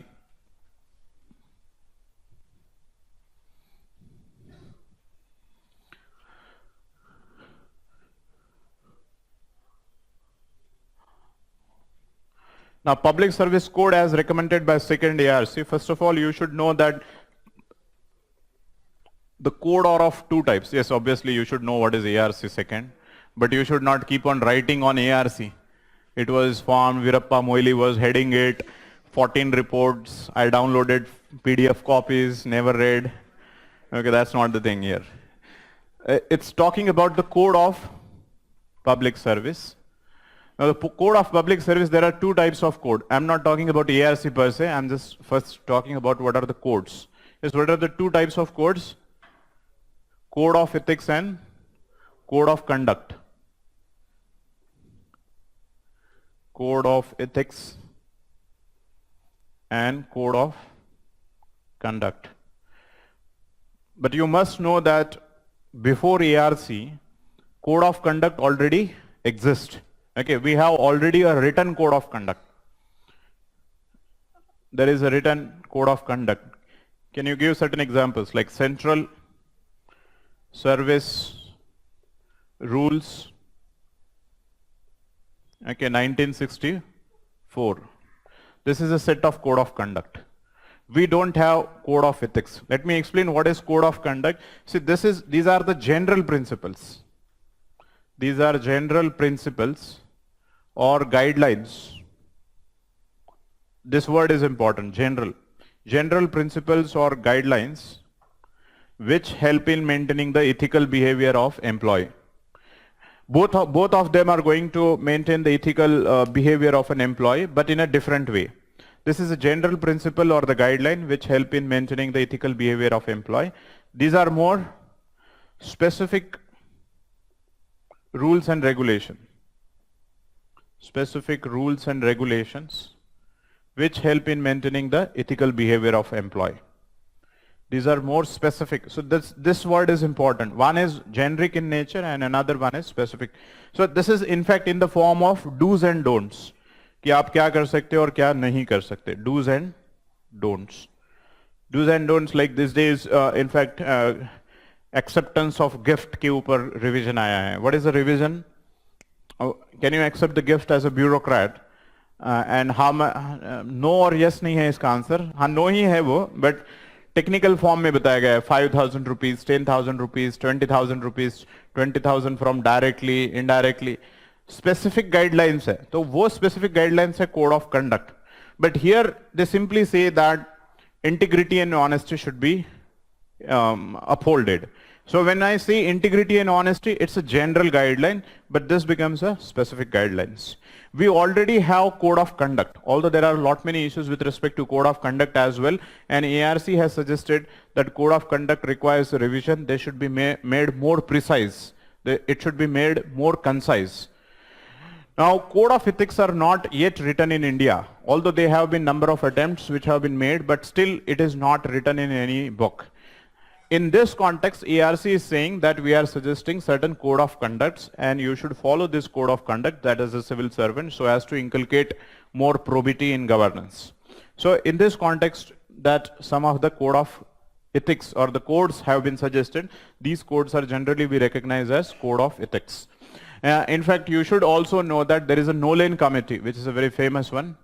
Nolan committee has also given certain set of 7 set of code of ethics principles. Here there is, why there is a reference? Because almost all the things which are there in the Nolan committee, you will see in the ARC recommendation, all the 7. But in addition to 7, there are many more. Okay, so 7 to aapko pata hoga kaun kaun se hai. See, the thing is, again, here your wording should not be accurate. It's a simple that what are the codes that are required. If you open the this lexicon book, you will find 7 and 10 sets of things. Okay, so what are the 7 sets of things? Yes, impartiality, transparency, honesty, integrity, objectivity, leadership, etc. So these are all also the set of guidelines for the ARC. In addition to that, there are many. Okay, if you want to write some of the things in general way, I'm just saying you just write honesty and integrity. I'll explain that. Honesty and integrity as a value. Then impartiality and non-partisanship, something we have discussed in the question number 2. Impartiality and non-partisanship. Then transparency, accountability, dedication to public service. Transparency, accountability, impartiality, honesty, integrity, dedication to public service, empathy, compassion, tolerance, courage of commitment, empathy, compassion, tolerance, courage of commitment, spirit of service, that is dedication to service. Okay, even if you are writing this much, okay, it's more than enough because that is what the ARC. Now, what is a significant difference in between Nolan and ARC? ARC में Nolan वाली सभी values है, plus in addition to that, we have these values like empathy, compassion, tolerance, dedication to public service, etc. Because in Indian specific context, there is a criticism on the bureaucracy, that bureaucracy is bureaucratic apathy is there, that there is a status quoism, there is a bureaucratic insensitivity and indifference towards the weaker section of the society. So in this context, to correct this bureaucratic apathy and insensitivity, they have also suggested that empathy, compassion, tolerance, courage of commitment, public service, this also should be the features. Have you understood? So 5 features, new features, plus some of the common features, that makes us the AR's recommendation. Okay, and then in conclusion, you should write that obviously this help the civil servants in maintaining the ethical behavior, and this has become all the more important in the present context, because again you can say that there is a rampant corruption in the administration, etc., and all the problems of bureaucracy you can write. There is a red tape, there is a lack of empathy and compassion, that is bureaucratic attitude or bureaucratic apathy, there is inefficiency in administration, there is a lack of transparency. In this context, ARC guidelines become handy in order to inculcate and cultivate the values of morality and ethics into the civil servant. So that is how you have to write. Again, I would say that it was a very, very straightforward question, because second chapter is completely like aptitude and foundational value. The whole chapter is about values only. Okay. Now let's move on to the next. That is corruption causes the misuse of the government treasury and administrative inefficiency and obstruction in the path of national development. Discuss Kautilya's view. Now see, the thing is, this has to be written in 2 ways or 2 parts, I would say that. Little bit historic aspects about what the Kautilya has to say in the first paragraph, and in the second paragraph you have to like reduce that Kautilya's viewpoint, or for rather this particular statement, into the contemporary context. So it does not mean that you just talk about the this Kautilya, or what he otherwise known as the Chanakya's view, okay, during the ancient times, and you discuss him and just you leave the question because you have discussed the Kautilya's view. Okay, that's not, you are not going to face the marks, because somewhere you have to write the contemporary aspect also. So Kautilya's view on corruption, in fact, you can start saying that Kautilya in his famous book called Arthashastra, a treatise on the government. So he has elaborately discussed about the corruption. So somewhere you drop the word Arthashastra mein, he has talked about it. Then if you know any sort of Kautilya's view, because it is customary to know, because something when we talk about the corruption, one reference that we always make is about the Kautilya. Kautilya in Arthashastra has referred to the corruption. So if you know anything about the corruption, you should write about it. Including, there are certain famous quotations and famous viewpoints that he has explained in the corruption. Okay, one of the viewpoint that he has explained, that how the corruption is so intrinsic to the human being. Okay, he has said that when you put the test of honey, okay, that is honey on the tip of tongue, and then you test that, you will not like stop without testing it. If you put honey on the tip of your tongue and ask that person, do not test it. It is something like that. If the money will be there in the hands of any person and tell him that do not be corrupt. So he was saying the association of the money and the corruption is something which is related with the honey and the testing the honey. So he was saying that it is going to be inevitable that people have a greed and corruption is common. In fact, he was other quotations which I remember is like, if fish is moving in a water, okay, now you cannot judge when the fish is drinking the water. It is like that. Okay, when the civil servants are functioning, it's very difficult to judge when they are sucking and putting into the Switzerland bank and etc. Okay, so it's that difficult. In fact, he has said that it is very easy to tell the every movement of a bird in the sky, but it is very difficult to tell when the corruption is happening and when the misappropriation of the fund is happening. So he was trying to say that corruption is very complex, and if you take it for granted that people are going to be ethical and nothing is going to happen, then you are befooling yourself, or you are living in a fool's paradise. So he was saying that this itself means that corruption is going to be inevitable, and in this context you should be all the more alert. You cannot take it for granted. You have to be alert, and in this context you have to bring a strong mechanism in order to curb the corruption. So talk something about Arthashastra, then say that how he has highlighted the significance of corruption, And then he has suggested. Now this was the second point, that corruption is inevitable according to him, and therefore it is in the intrinsic nature of human beings, and therefore this only means that we should be creating the robust mechanism in order to prevent the corruption from happening or eliminating. A third point he mentions about us, that he has talked, there is one famous quotation, that is a ways of embezzlement are 40, okay, that he writes in the Arthashastra, that ... ways of embezzlement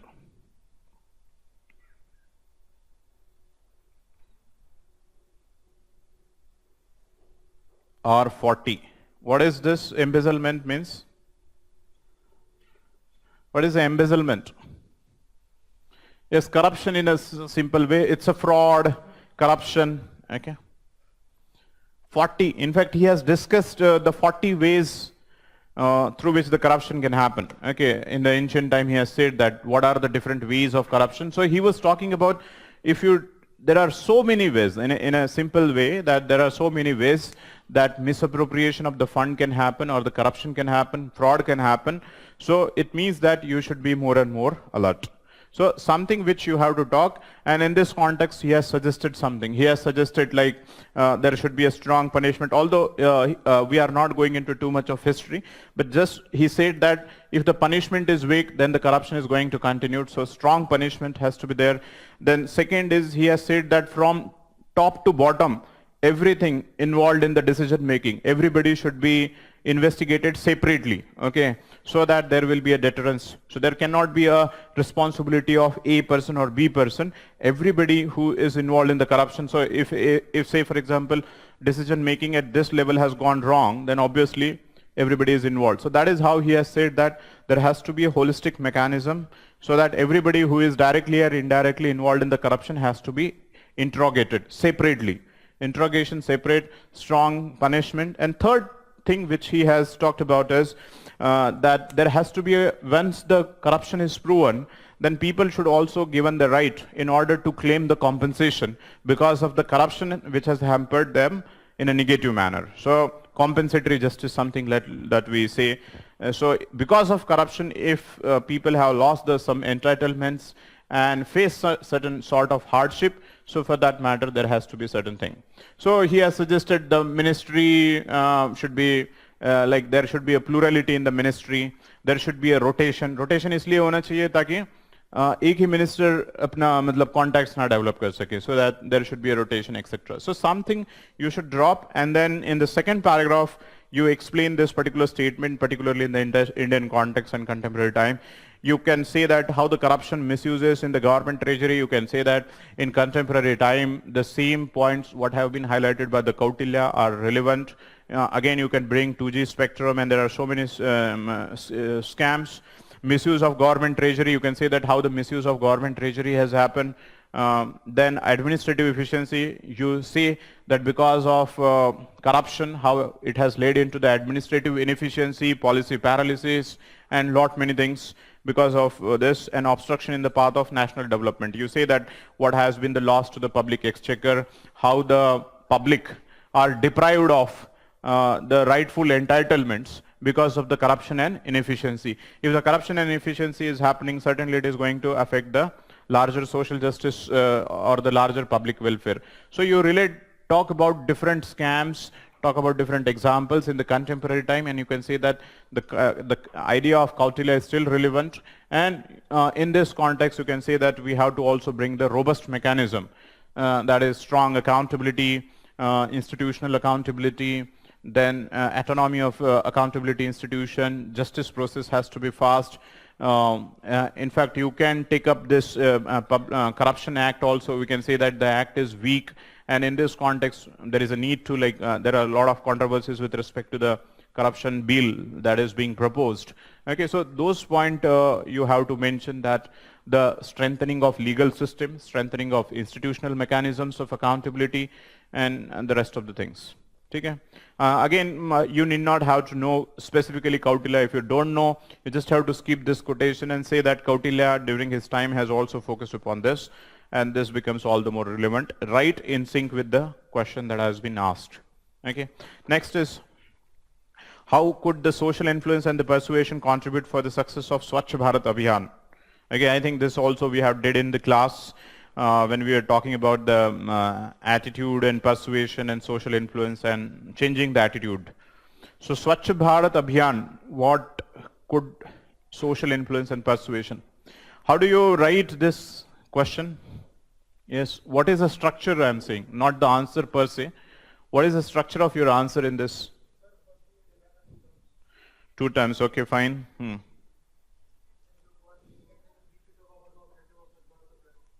Then?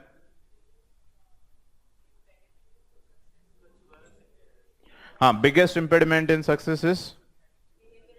Yes, very good. In fact, somewhere you have to point out that point so that natural flow should be maintained. What is Swachh Bharat Abhiyan and its objective you should talk about? That is making the India clean and defecation free, etc., etc. Okay, talk about what is Swachh Bharat Abhiyan and its final objective is clean India or making it defecation free, etc. Then you can say that government has taken steps and launched a sort of a campaign, this Abhiyan, Clean India campaign or Swachh Bharat Abhiyan. And this campaign, the government is taking its efforts in order to, for example, like create more toilets and etc., etc. Again, very briefly, maximum in 2 lines. And then third, you should mention that in spite of the government is taking the efforts, there has not been a progress on the ground.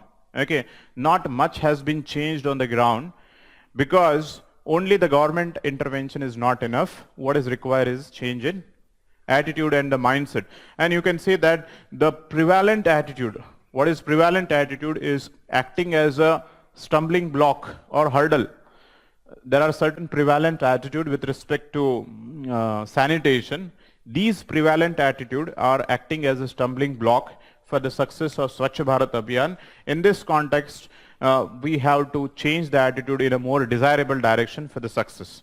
So this is what is you have to write into action, and then what are the attitudinal changes. Now, first, so the point is 3rd and 4th paragraph is more important. This is just an objective and government intervention. This is maximum. It should consume 3 to 4 lines, not more than that.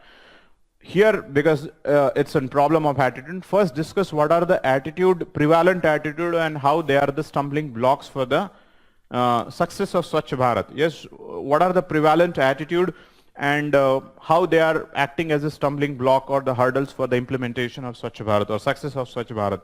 Can you tell what is the prevalent attitude?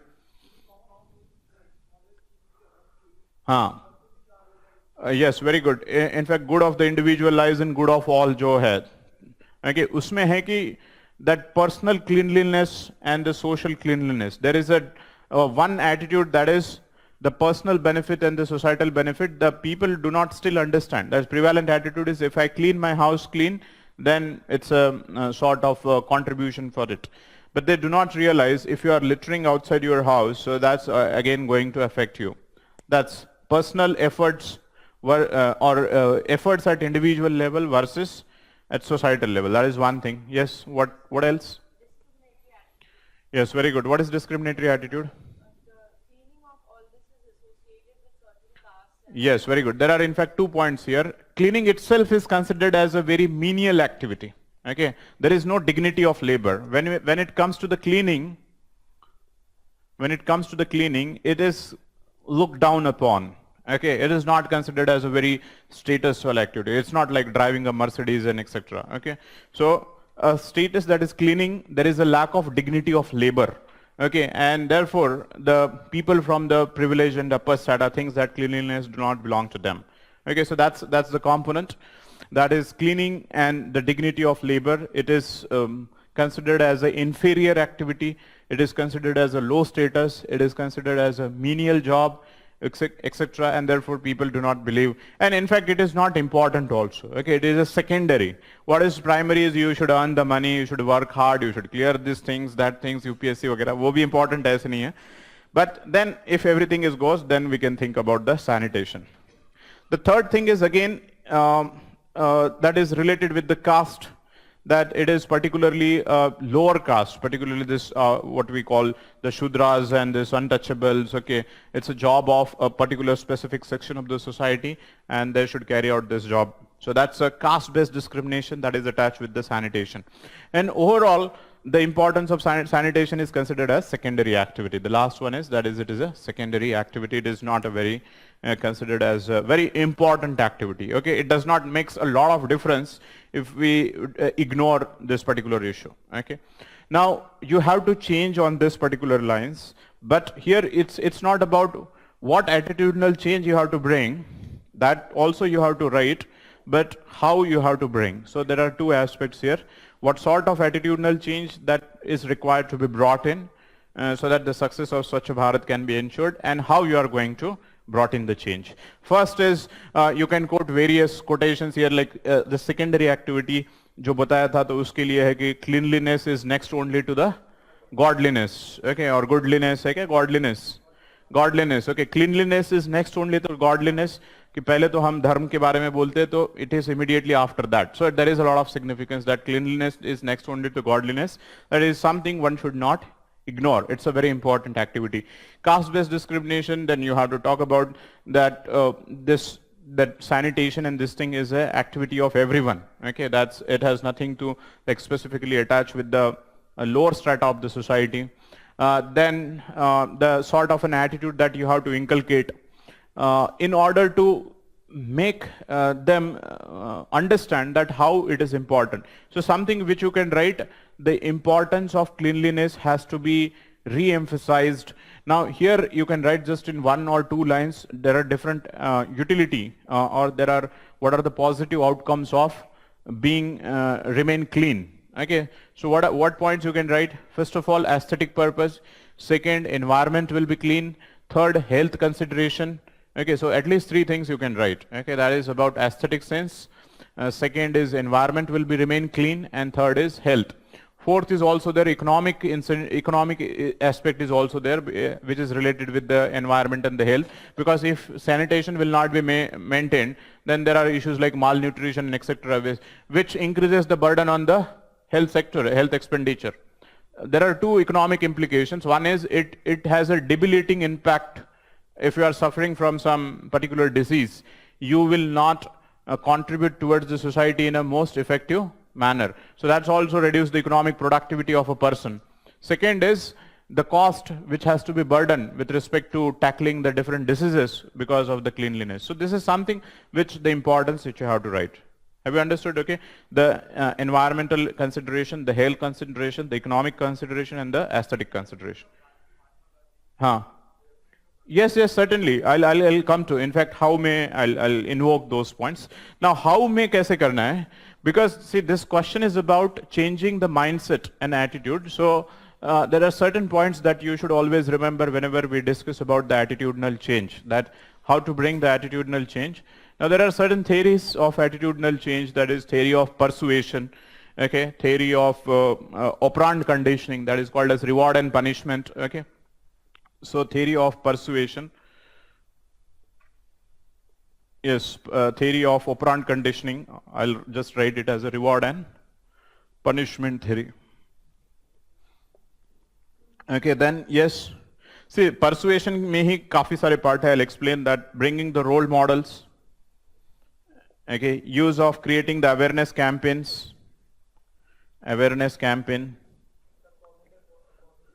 yes, cognitive, that's also classical conditioning. Then use of the media and the social media or any other innovative platform, such as at the grassroots, you can have the Nukkad Natak and play cards and etc. So there are various innovative methods through which you can pass this particular message. Okay. So by and large, persuasion में भी 3 part है. Persuasion में एक statement होता है, who says what to whom. So who is a source, and what is a message that you are carrying, and who is a target or the audience. So depending upon that, you can think about source. In fact, ये इसमें आ जाएगा role model, bringing the celebrities into, so that if the celebrity is doing the cleanliness, so it pass on the message. Role model में यहाँ पे आप historic role model भी लिख सकते हो, जैसे Baba Amte and these kind of people have talked a lot about the cleanliness. So yes, Gandhi certainly. Okay, so you can bring the role models in contemporary time. You can bring some of the historic figures also, celebrities, etc. Children? Okay, children as a okay, collective efforts, you can say that. Reward and punishment may, yes, what you can write, reward and punishment. Reward and punishment, incentivization and disincentivization. Like say for example, if you are bringing the toilet, okay, construction of toilet, then some 1,000 rupees will be given to you. Okay, that is like incentivization. Disincentivization, if toilets are not there, you cannot fight the Panchayati Raj election. Okay, that's also disincentivization. This is a different way of going for it. This is called as nudge method. Public ridiculing, okay, the whistles and this different, there are innovative measures, I'll come to that, like different IS officers in a grassroots are going for, there are dabba group मतलब children का जब school छूट जाता है तो उनको एक सीटियां दी गई है, तो वो सीटी बजाएंगे जब भी ओपन डेफिकेशन कोई कर रहा है. So yes, that can be innovative approach. Yes, whistles are being blown if there is open defecation. So naming and shaming जिसको कहा जाता है. Yes, reward and punishment, you got it. Role models, awareness campaigns, media. Okay, through the media, there can be a more teaching this all environmental aspect, health related aspect. Social media, innovation, nukkad natak, play cards, competition at the school level with regard to this environment and cleanliness. This is how the message can be percolated to the people. So that is how you can say that. The attitude. So if you are writing only this, you will not fetch marks, because the question will also, you need to understand that what sort of attitudinal change you are trying to bring. If you are only write, okay, we will bring positive attitude, okay, that will not fail. What is a positive attitude? What is a negative attitude? What is a prevalent? What are you gonna change it? And how you are gonna do it. So that's the point here, okay. So I think that's enough for this particular aspect, for this. Next. Yes, yes. Yes, please. What you are wondering, huh?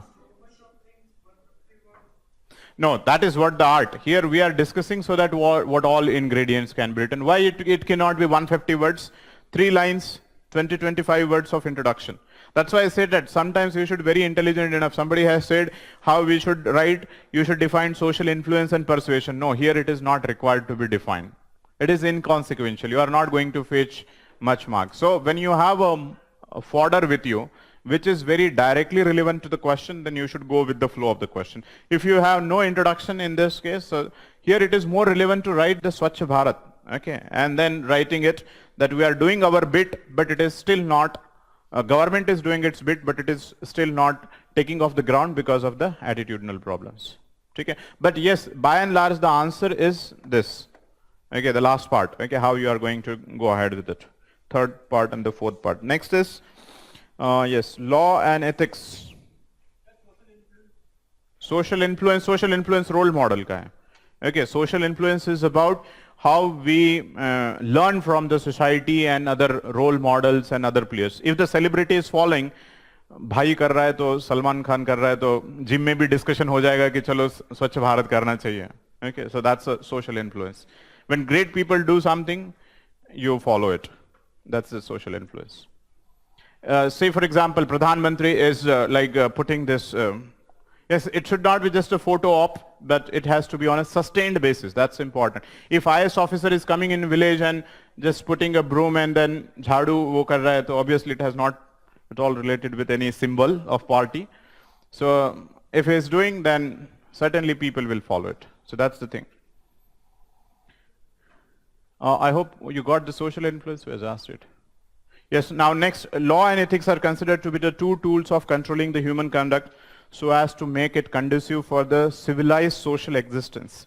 Discuss how they achieve this objective and give some examples to show that how they are two different in their approach.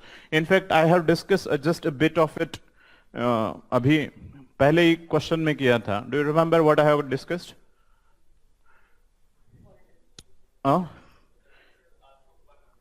Punitive, that's the point I was referring to, but there are two different approaches here. See, law and ethics are considered as two tools of controlling the human conduct so as to make it is conducive for this. So the whole aspect is human conduct is guided by two tools. Okay, and human conduct, which is a good conduct here, we are talking about more civilized one, more ethical, moral one. is because of two reasons. Okay, one is because of ethics, ethical behavior, and one is because of law. Okay, both are trying to maintain the good behavior, but in two different way. Okay, how in two different way? Here it is more through the socialization. A good values are being inculcated. See, the thing is, I'm doing good things in life because of two reasons. One is because I hold good values in life, therefore I believe that it is good to follow the good human conduct. Second is, I fear the law. If I do not follow the good conduct, then there will be a punishment. Are you understanding two things? One is trying to inculcate a good values in you so that you believe in following the good conduct. Another is trying to create a deterrence that if you do not follow, then you will be punished. So in both the ways, your good conduct is ensured. One is, in fact, this is out of fear. Okay, this is out of fear, and this is that you believe in. Okay, because of your voluntary thing that you think that it is a good thing to follow in life. So that is the question. Let's come to the question, and we can. Law and ethics are considered to be two tools of controlling the human conduct so as to make them conducive for the civilized social existence. Discuss how they achieve the objective. So you can write ethics, then define it. Ethics is a principles of good and bad. Ethics through the socialization, the good values are being inculcated. These values are being inculcated, that is called as virtue ethics. जो आपने किया होगा virtue ethics. Virtue is, that is inculcation of good values. So ethics help in cultivating the virtues in an individual, and virtue help in guiding the good human behavior. So that is how ethics manage it. Then you define the law. How to define the law? Law is a codification of good things, and it is backed by enforcement and punishment. Law is a codification of good behavior. Okay, what is a good behavior? And it is backed by enforcement. So law creates a deterrence, or it has a punitive backing, or the enforcement mechanism, so that if the things are not followed in life, then you will be punished for it. So one is through inculcating the virtues, help in maintaining the good behavior. Another through method of punishment, enforcement, and deterrence, help in maintaining the good behavior. This is how the two tools come handy in ensuring the good behavior. Which one is the best tool? Good tool? Yes, ethical, because this is a long term, okay, and this is something is not based upon the fear. This is something, but this is utopia to think that all people at all the time and everybody in all the spheres will be a virtuous. Therefore, we need to have a law. Okay, so in fact, you should not say that they are contradiction of one another. They are complementary to one another. Okay, they are complementary to each other. In fact, last year also there was a question, 2-marker, law and ethics. Okay, so that's the question. Then come to the B part.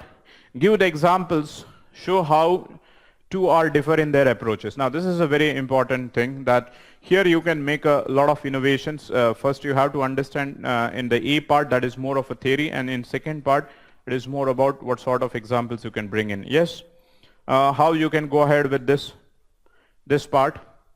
Examples. Yes, anyone? It's not very difficult. Why you got stuck up?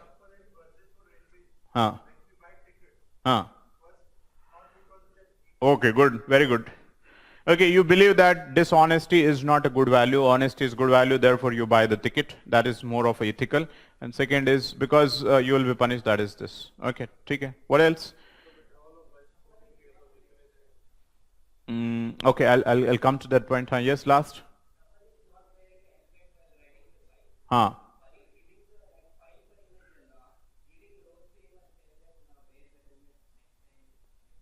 Okay, fine. That is more of a punitive aspect you have. Something like wearing the helmet because you essentially believe for the security purpose or because of fine, then that is the thing. Yes, this is how, see, some common day-to-day example has to be given because it becomes more natural, okay, and some of the more formal things such as, say, for example, manual scavenging. Okay, manual scavenging, can you cite an example here?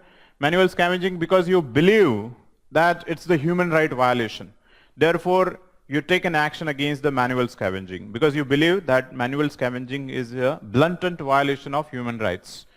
Second is manual scavenging, because there is an act, Government of India Act has passed, and therefore you think that manual scavenging should not be there. So this is how you maintain it. Yes, what else? LGBTs. LGBTs में देखो ये इसलिए example लिया है क्योंकि law says certainly different thing. There are certain examples you should write how they are complementary, but there are certain examples which can come contradiction also. So these are the challenging. There is another question which can be framed, okay, maybe in any year. That is, law and ethics are the two aspects of controlling the human conduct, how they maintain the same, and discuss the relationship between the law and ethics. So when this question is there, that is discuss the relationship between law and ethics, it is not always complementary. Okay. In fact, sometimes, particularly in case of undemocratic countries, when the laws are framed not from the public purpose only. They are framed which are not pro-people and benefiting the authority of the day. Or maybe it has a traditional and conservative component in it. So law can be also bad. And in fact, ethics is a basis for challenging such bad laws. That is what the civil disobedience is. Again, the Gandhi has talked about the salt satyagraha. That is a violation of the law, because the law essentially here was a bad. I'm not talking about this question per se. I'm speaking something else. Okay. So there can be a relation wherein there are three parts. If the question is about relationship between ethics and law, one is both run complementary. One is essentially through the method of socialization, cultivate values. Second is through the punishment. Second relationship is they can be a contradiction with each other, where ethics is more progressive, law is regressive. So in such cases, you can give like 66A Indian IT Act. Okay, what was the 66A? Where, yes, curbing the freedom of speech and expression by using the vague words such as annoyance, irritability, etc. आपको याद होगा कि there was a girl called Shaheen was arrested in Mumbai, Palghar, हाँ, बाल ठाकरे के time में, हाँ. Huh? Yes, when Shahina, somebody is there. Yes. So when the Bal Thackeray, there was a demise of this Bal Thackeray. So she wrote something on the Facebook and she was being put into the jail and violation of under 66A IT Act. So the words which were used was annoyance. Okay, somebody which annoy. Now annoyance is a very vague word. Anything can annoy anyone. Okay. So for example, during that time there was a Mr. P. Chidambaram was a finance minister and somebody wrote against his son. So he landed in jail directly because that has annoyed the finance minister, the then finance minister. So there are so many cases of blatant application of the law because it was a bad law. So there can be different aspects where majority not always right. Although there is a less scope in democratic countries, but there is a scope. So this can be a second part of question where the law may be regressive. LGBT, that is section 377. So you can say that section 377 is a violation of fundamental rights or the human rights of LGBT community. So ethics is like all are equal in front of the law, but section 377 discriminate them by criminalizing the homosexuality. Okay, so that's how you can use the ethics as a source which can reform the laws. There can be third, where the law is progressive but ethics is regressive. Now ethics here, it means that based upon your traditional concepts, like say for example some of the things like temple entry and etc. Because of patriarchal attitude, few things are being justified. But law can be a more progressive, like sati pratha. Okay, sati pratha, this was a cultural acceptance, but then law was a progressive. So this can be another question also, that's the passing reference. Otherwise, here you have to more write examples wherein how the human conduct is being manipulated by the ethics on one side and the law on the other side. हाँ, etc. Yes, certainly. Parochial norms में आ जाएगा. But इसमें जो है complementary लिखना है. That's the point. In this particular case, how to differ in their approaches and give the examples. Okay. Now let's move on to the next question. Our attitude towards the life, work and the other, our attitude towards the life, work and the other people and the society are generally shaped unconsciously by the family and the social surrounding in which we grow up. Some of these unconsciously acquired attitudes and values are often undesirable in the citizens of modern democratic and egalitarian society. So that's rightly so. Our attitude towards the life, work, and other people in society are shaped by family and social surrounding. That's the process of socialization. But socialization word is neutral. Socialization can be a good, socialization can be a narrow also, depending upon what sort of family and surrounding that you have lived in. So some of these unconsciously acquired attitude and values are often undesirable with respect to modern democratic. So discuss such undesirable values prevalent in today's educated Indians. That is one. And second is how this undesirable attitude can be changed and social ethical values can be considered necessary, can be cultivated. Yes, first of all, discuss the undesirable values prevalent in today's educated Indians. What are the undesirable attitudes? Over religiousness. थोड़ा सा better word चाहिए. Okay, communal attitude. Okay, or justifying lack of tolerance. That is the intolerance and communal attitude.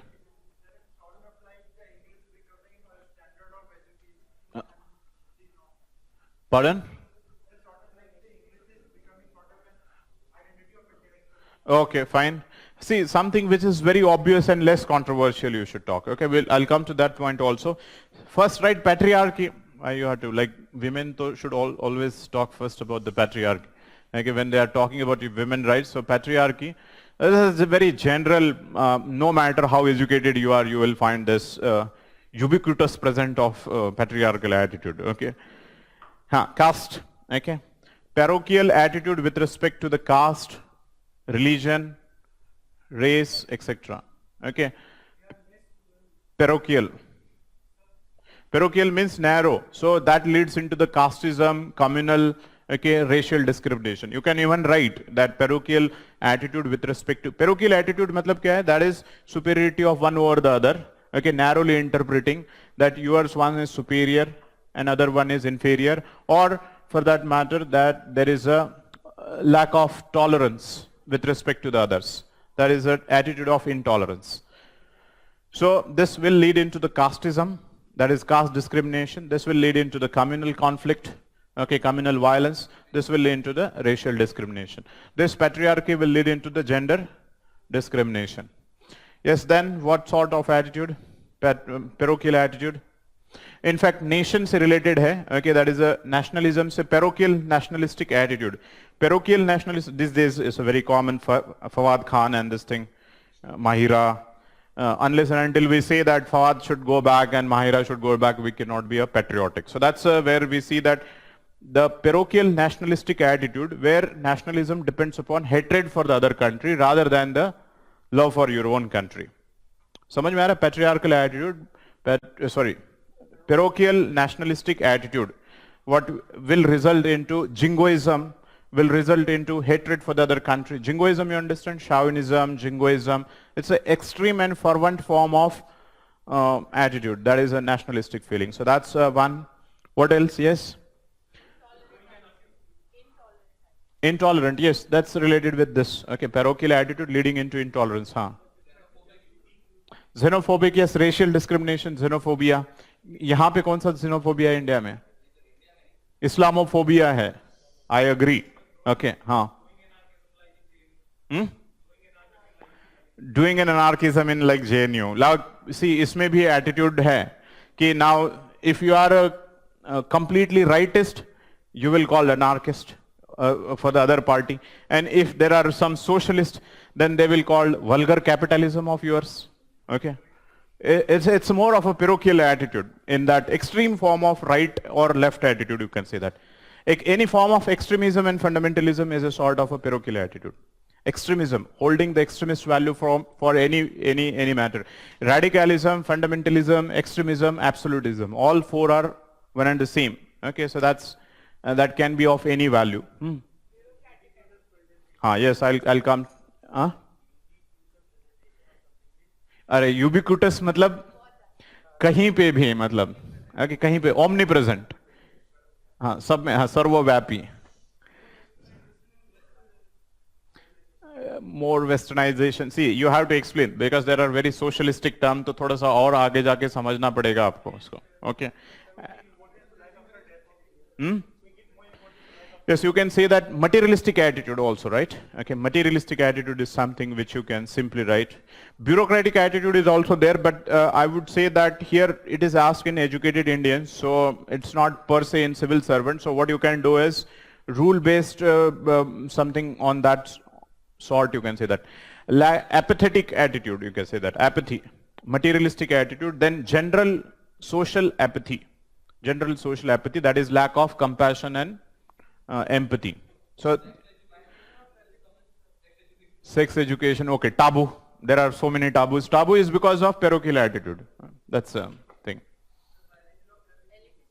Bus, that's it. Okay, we have talked a lot. Elitist attitude, yes, certainly. Okay.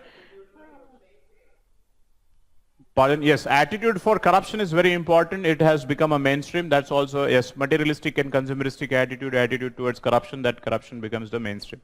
So this is something which we see that, in fact, you could have written one line on this, the parochial attitude towards the corruption, in the sense that corruption has become a sort of oil or a grease which help in running the smooth administrative machinery. Okay, that's an attitude. It means that you are considering corruption is sort of an grease, okay, catalyst which help in smooth running of complex administrative machinery. So if you are considering, it means that you have accepted corruption rather than considering that this complex administrative machinery has to be made more efficient.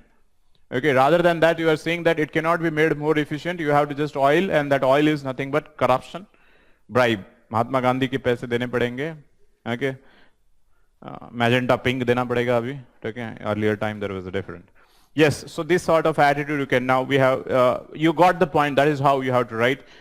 In fact, LGBT, sexual discrimination also can be one part, like with regard to this transgenders and LGBT communities. What is the second? Where is the question? Okay. How can such undesirable attitudes be changed in socio-economic values and considered necessary, cultivated in aspiring and serving this? यहाँ पे आप थोड़ा सा एक line में लिखो कि कैसे एटीट्यूड चाहिए. It should be more rational, more secular, more impartial, more tolerance. एक ही लाइन में लिखो, क्योंकि उसके ऊपर नहीं लिखना है, because this question is about how, which नहीं है इसमें.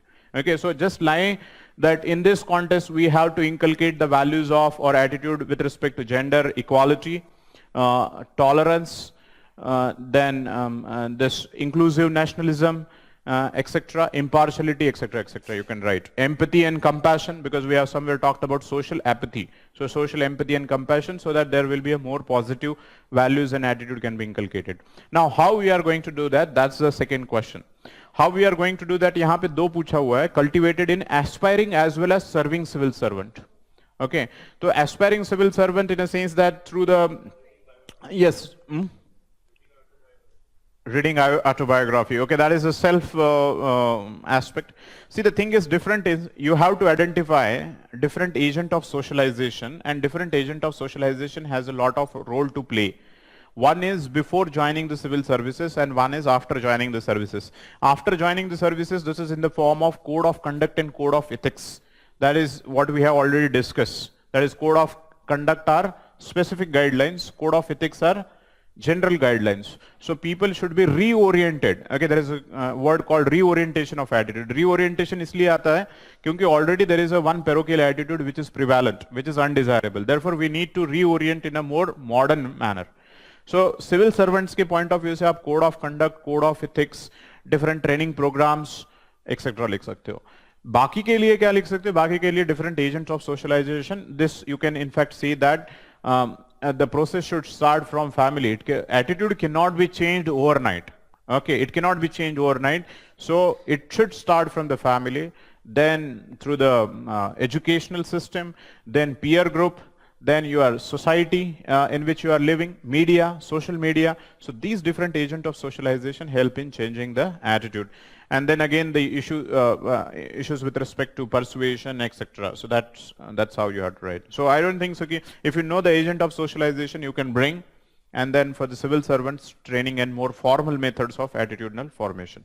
Okay, that is it. Let's move on to the next question.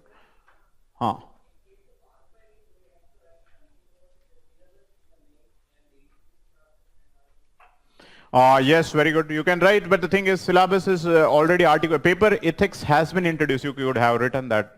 Maybe it might fetch a good marks. Okay, something which you are writing. In fact, that is the whole objective of introduction of paper 4. All of you must be. I don't know when you have started preparation. 3 years back, there was no ethics paper. So this was newly introduced paper because many of the committees have suggested that interview is not sufficient enough to check the attitude of person, because unless they make it, they fake it, and therefore you befool it. So we need a structured mechanism through this means. That's the one of the reason for why they have introduced, but people here also fake. Okay, that's not an issue here. Because people know that environment has to be preserved, empathy, compassion, tolerance, बाकी कुछ भी किया जाए.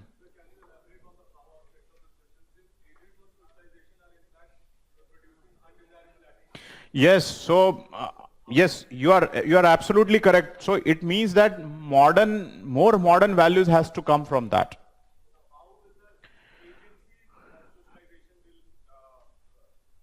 Education. See, the thing is, through the education, again education, modern, secular, rational education.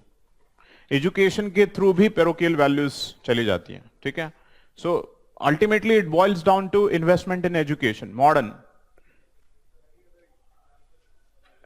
नहीं, any example नहीं है. See, I got your point absolutely, that in fact these are the agent of socialization who are instrumental in cultivating narrow values. Now we are saying that these are the agent which should emphasize modern values. It means that once you educate the generation with respect to the values through the school, now this particular generation become a family for the next generation. Okay? Now they become so more modern. So when you will cultivate to your kids, you will be more modern. So this is how the process should go on. Apart from education and family, which are the fundamental, उसके beyond जो है methods of persuasion है, methods of reward and punishment है, methods of role modeling जो हमने discuss किया था स्वच्छ भारत में. But there is a limit what one can achieve through the external force, because formative stage of life is most important for the attitude inculcation. Formative stage of life, you are understanding. This is starting. See, it's very easy to write on a blank slate rather than erasing something and then putting.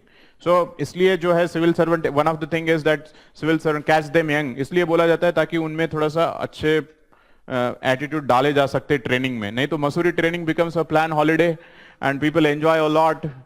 I don't want to say much thing here because the very point is there is a rigidity when you become adult. You say that okay, government is doing, they have to do it, and this is how the thing is. You take it casually. The more and more you become adult, more and more rigidity is there. So that's how formative stage of life becomes more important. Okay, let's move on to the next. That is, okay, that's a very interesting question. Anger is a harmful negative emotion. Okay, it is injurious to both personal as well as the work life. Discuss how it leads to the negative emotions and undesirable behavior. And second is, how can it be managed and controlled? Okay, so there are two parts. The first E part is how anger leads to the negative emotions and undesirable behavior. Yes, what are the negative emotions, undesirable, and how you are going to write it? Yes, hatred, or thoda sa explain karo. Hostile behavior, violence, rationality, very good. What else? Without considering the consequences, you take the decision. Break up. Okay. So these are all the things. Okay, yes, what else? How will you going to articulate this answer in a more structured way?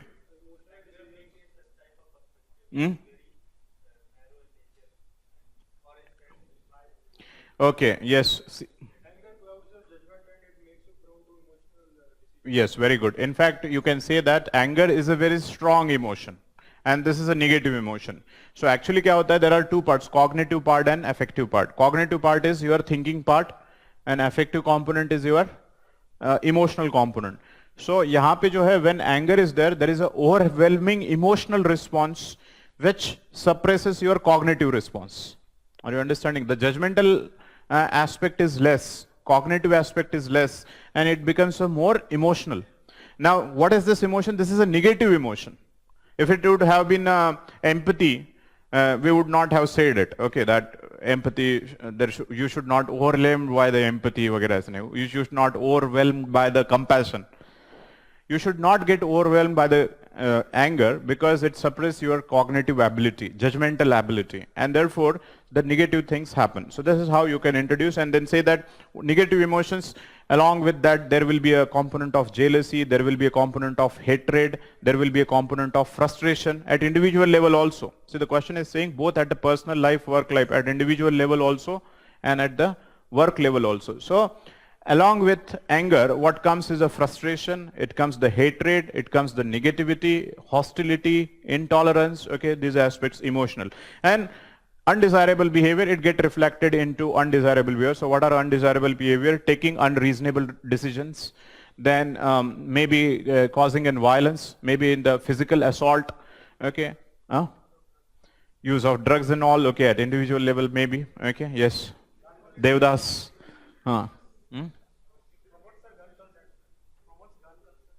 promotes which culture? Gun culture. Okay, fine. Any sort of undesirable behavior. So you can say that something which is undesirable in a sense that undesirable decision. Decision is not based upon impartiality and objectivity, but it is swayed away by the decision. Physical assault, violence, and this. Yes, on the long term there are many consequences. In the work life, you can say that it hampers your productivity. It hampers your relationship with colleagues, it hampers the work culture, okay, there are other aspects. So divide it at individual, first talk what are the negative emotions that are associated and how it is undesirable behavior at individual end and undesirable behavior with respect to the others. Now the important question is that how it can be managed and controlled. Yoga, counseling, okay. How counseling, yes. Please come up with the counseling. Anger मुझे आ रहा है, आप मुझे बोलोगे कि चलो थोड़ा सा काउंसलिंग करते हैं. Build up. Yes, very good. Good. So we are going to do certain long term also and certain immediate. Immediate लिखो, शॉर्ट टर्म मतलब शॉर्ट भी बहुत लॉन्ग रहता है, ठीक है, तब तक पूरा कहानी खत्म हो जाती है एंगर में. Okay, immediate, yes.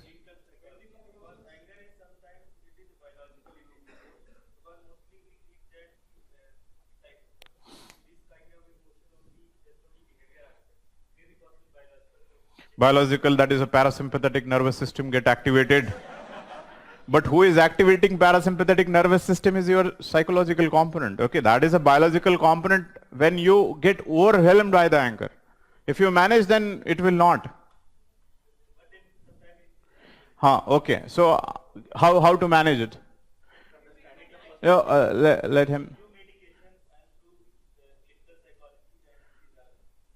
Okay. So see, these are the. I'll come to that part. This is something. Yes, this is neurological disorder. What you are talking about? No, that is not something which is a normal physiological response. In some cases, there can be a problem where there can be a polar disorders, okay, extreme anger, extreme this thing. So that is a medication and clinical psychology. Okay, let's talk about sane, normal people who are getting angry.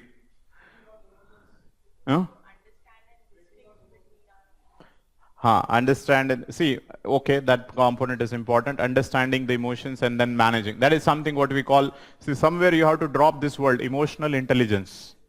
Okay, because this, if you are not dropping this word, it means that you are just writing a general answer. Okay, ultimately you have to write general answer only, but see that anger can be managed through the emotional intelligence. Emotionally intelligent person can manage the anger, because anger is one of the extreme emotion. So emotional intelligence definition क्या है कि intelligently managing the emotions as per the situation. So इसमें in fact 4 component रहते हैं, लेकिन यहाँ पे जो है 2 important है, जैसे I and others. So emotional intelligence is about understanding one's emotion at individual level, understanding, and then managing emotions, then understanding the emotions of others, and the managing the interpersonal relationship. So there are 4 components of emotional intelligence: understanding emotions, managing emotions within oneself, and understanding and managing things with respect to the others. That is what is called as emotional intelligence. Now, when we say that understanding and management, there are two parts. Before management of anger, it is also important that we should understand that we are angry. Most of the times, we get angry, we already react to it, and after some time, we feel repentance about it. And you yourself say that had I been in a sane position, I would not have taken this particular decision. It means that you haven't bothered to understand what was the negative feeling that was there at a given point of time. So before management, what it comes is you should introspect, or you should understand that you are in a anger. Okay. So that is what is the first thing is we are going to discuss is what is the management of anger. So in case of management, some of the steps you can, or some you can write, that is recognition and identification of anger. That is an emotion. First is recognition and understanding of anger. Recognition and understanding of anger. That you are angry, that is first more important, because many consider that they were not angry. Second is understanding the negative consequences of anger. First is are you able to appreciate the difference between the two?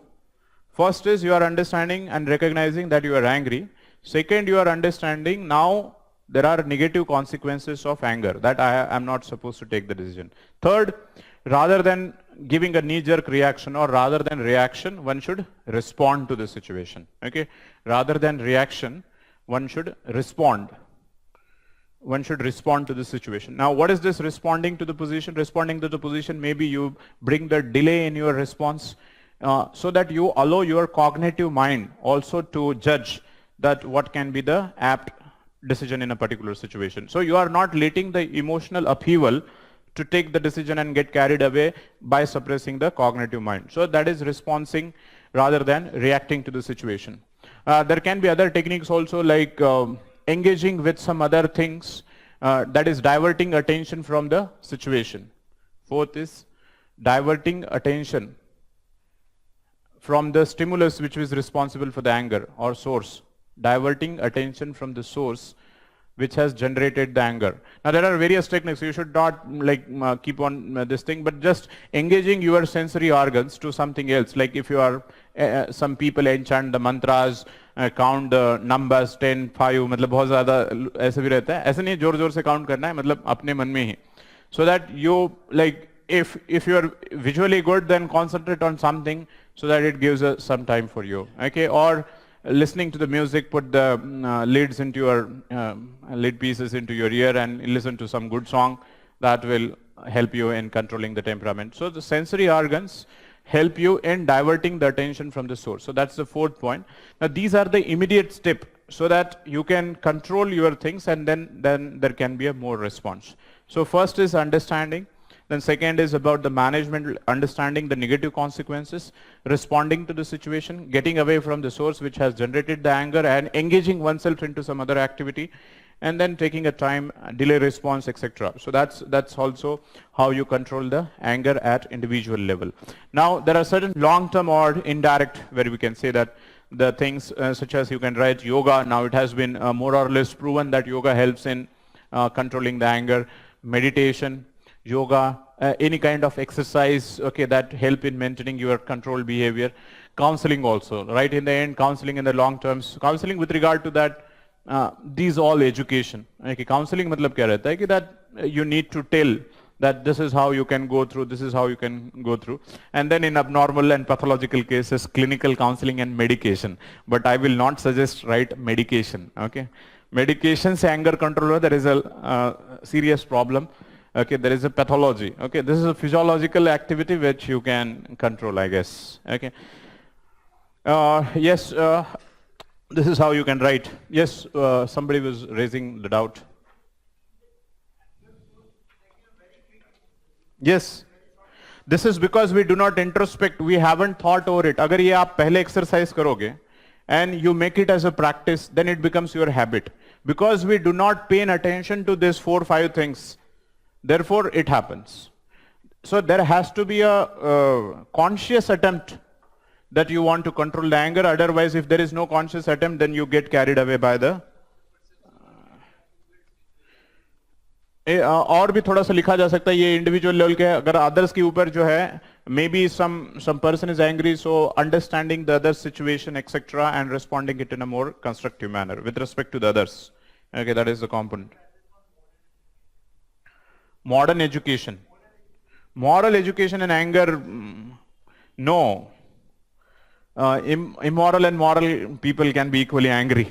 Okay,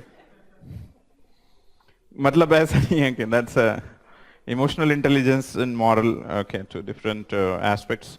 Although yes, some people have wrote it, if you can write that way.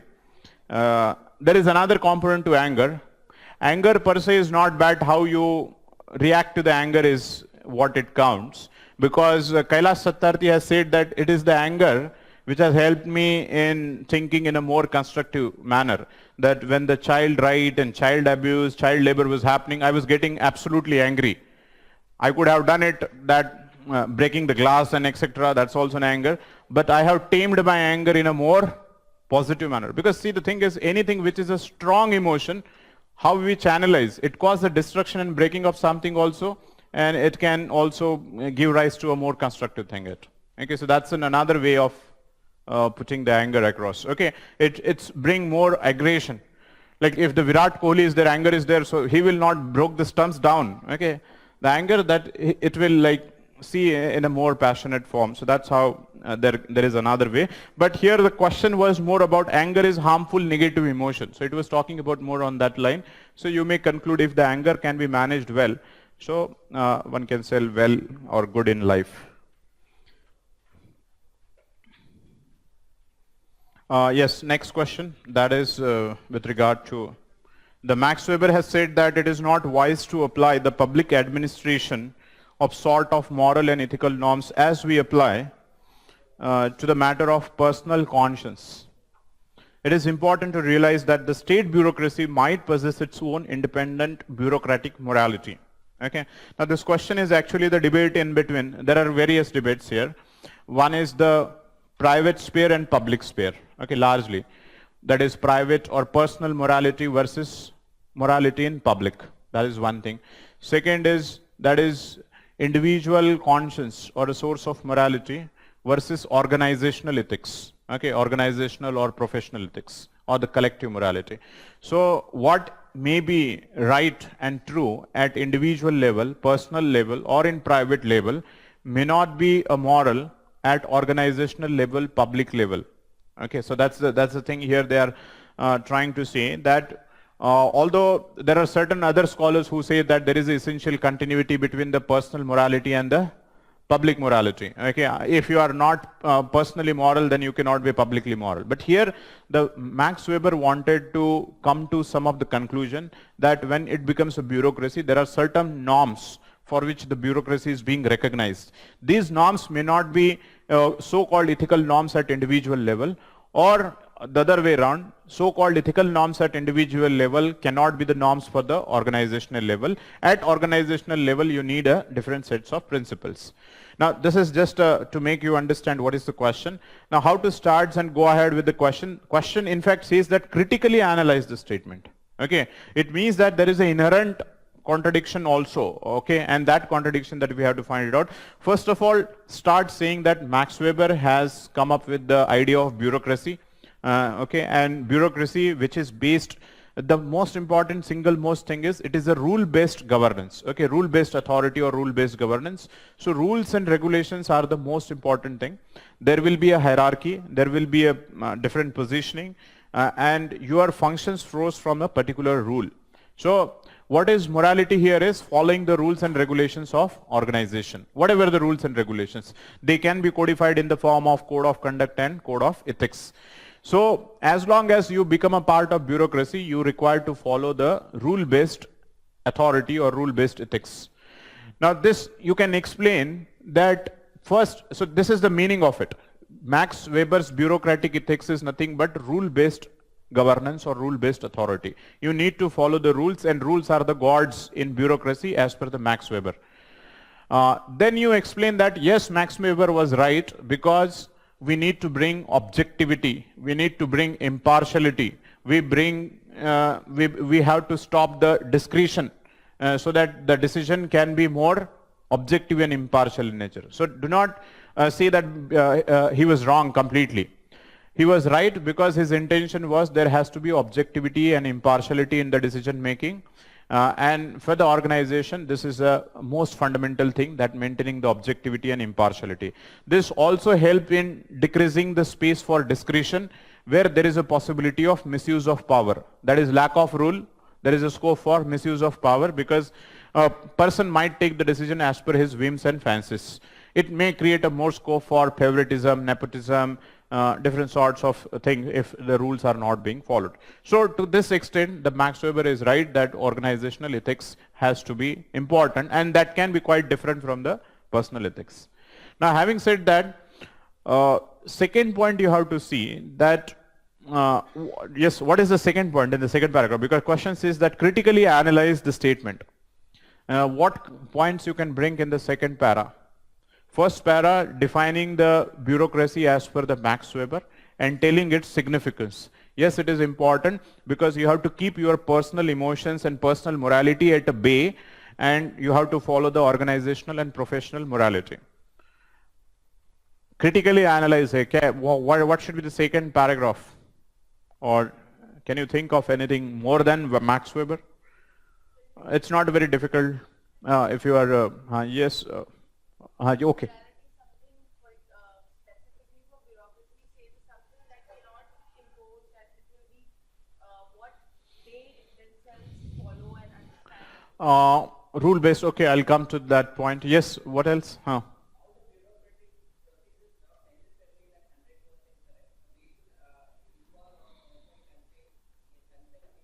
Yes. Very good. Okay, yes, please. Yes, in fact that was the debate. जो good governance और ethical governance का debate था कि see, Max Weber was right in saying that we require a rule for maintaining objectivity and impartiality. But think of if 65-year-old lady is coming for the Aadhaar card, she does not have the papers with her. Okay, there is one case study for us, same. And if she do not have the papers with us, and she is coming for getting the entitlement for the Food Security Act, okay, but she do not have the paper. Now, according to the Max Weber, rule is a god. You cannot tamper with the rule. Now, in this situation, if rule becomes means and means become end in itself.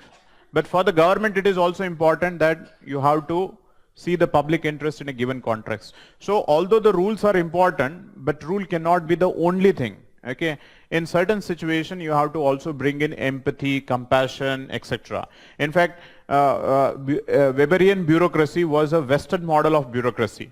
In Western model of bureaucracy, Western society is already developed. So, therefore, rules are required. It's already a developed society. But in case of India, it is underdeveloped society. People are illiterate. People do not have accessibility towards the system. They are not aware of their entitlement. So in this context, you cannot be 100% rule bound. In fact, this rule bound attitude is what the being tagged as a bureaucratic apathy. Because this is the bureaucratic model which is superimposed on underdeveloped society like India, because it has a British model. So इसमें क्या हो गया कि rule के ऊपर बहुत focus किया गया, and because too much of focusing on the rule, although it is important, but now the bureaucracy has earned the tag of bureaucratic apathy. It is insensitive and indifferent towards the problem of society and the public at large. So in this context, if you see that bureaucratic rules and regulations are required, but at the same time there has to be certain flexibility, and this flexibility based upon circumstances.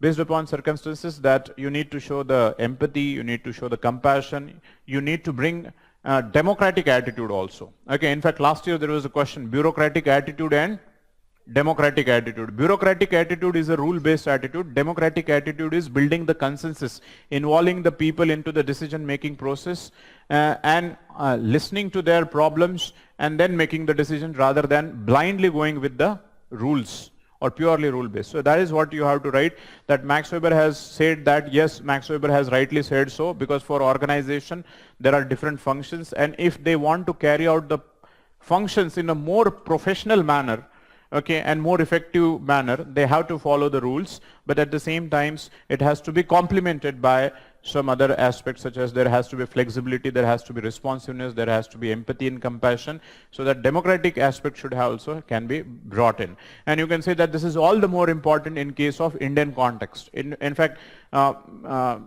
Max weber के जो ideal type bureaucracy है, Indian context में काफी सारे bureaucratic model evolve हुए हैं. Okay, that is rigs model है, okay, सो साला मॉडल है, बहुत सारे मॉडल्स है कि ब्यूरोक्रेसी जो है वहां पे task of bureaucracy is just a staff agency that is implementing the rules and regulations. Here bureaucracy is not just about rules and regulations, they are the leaders, they are the agent of change.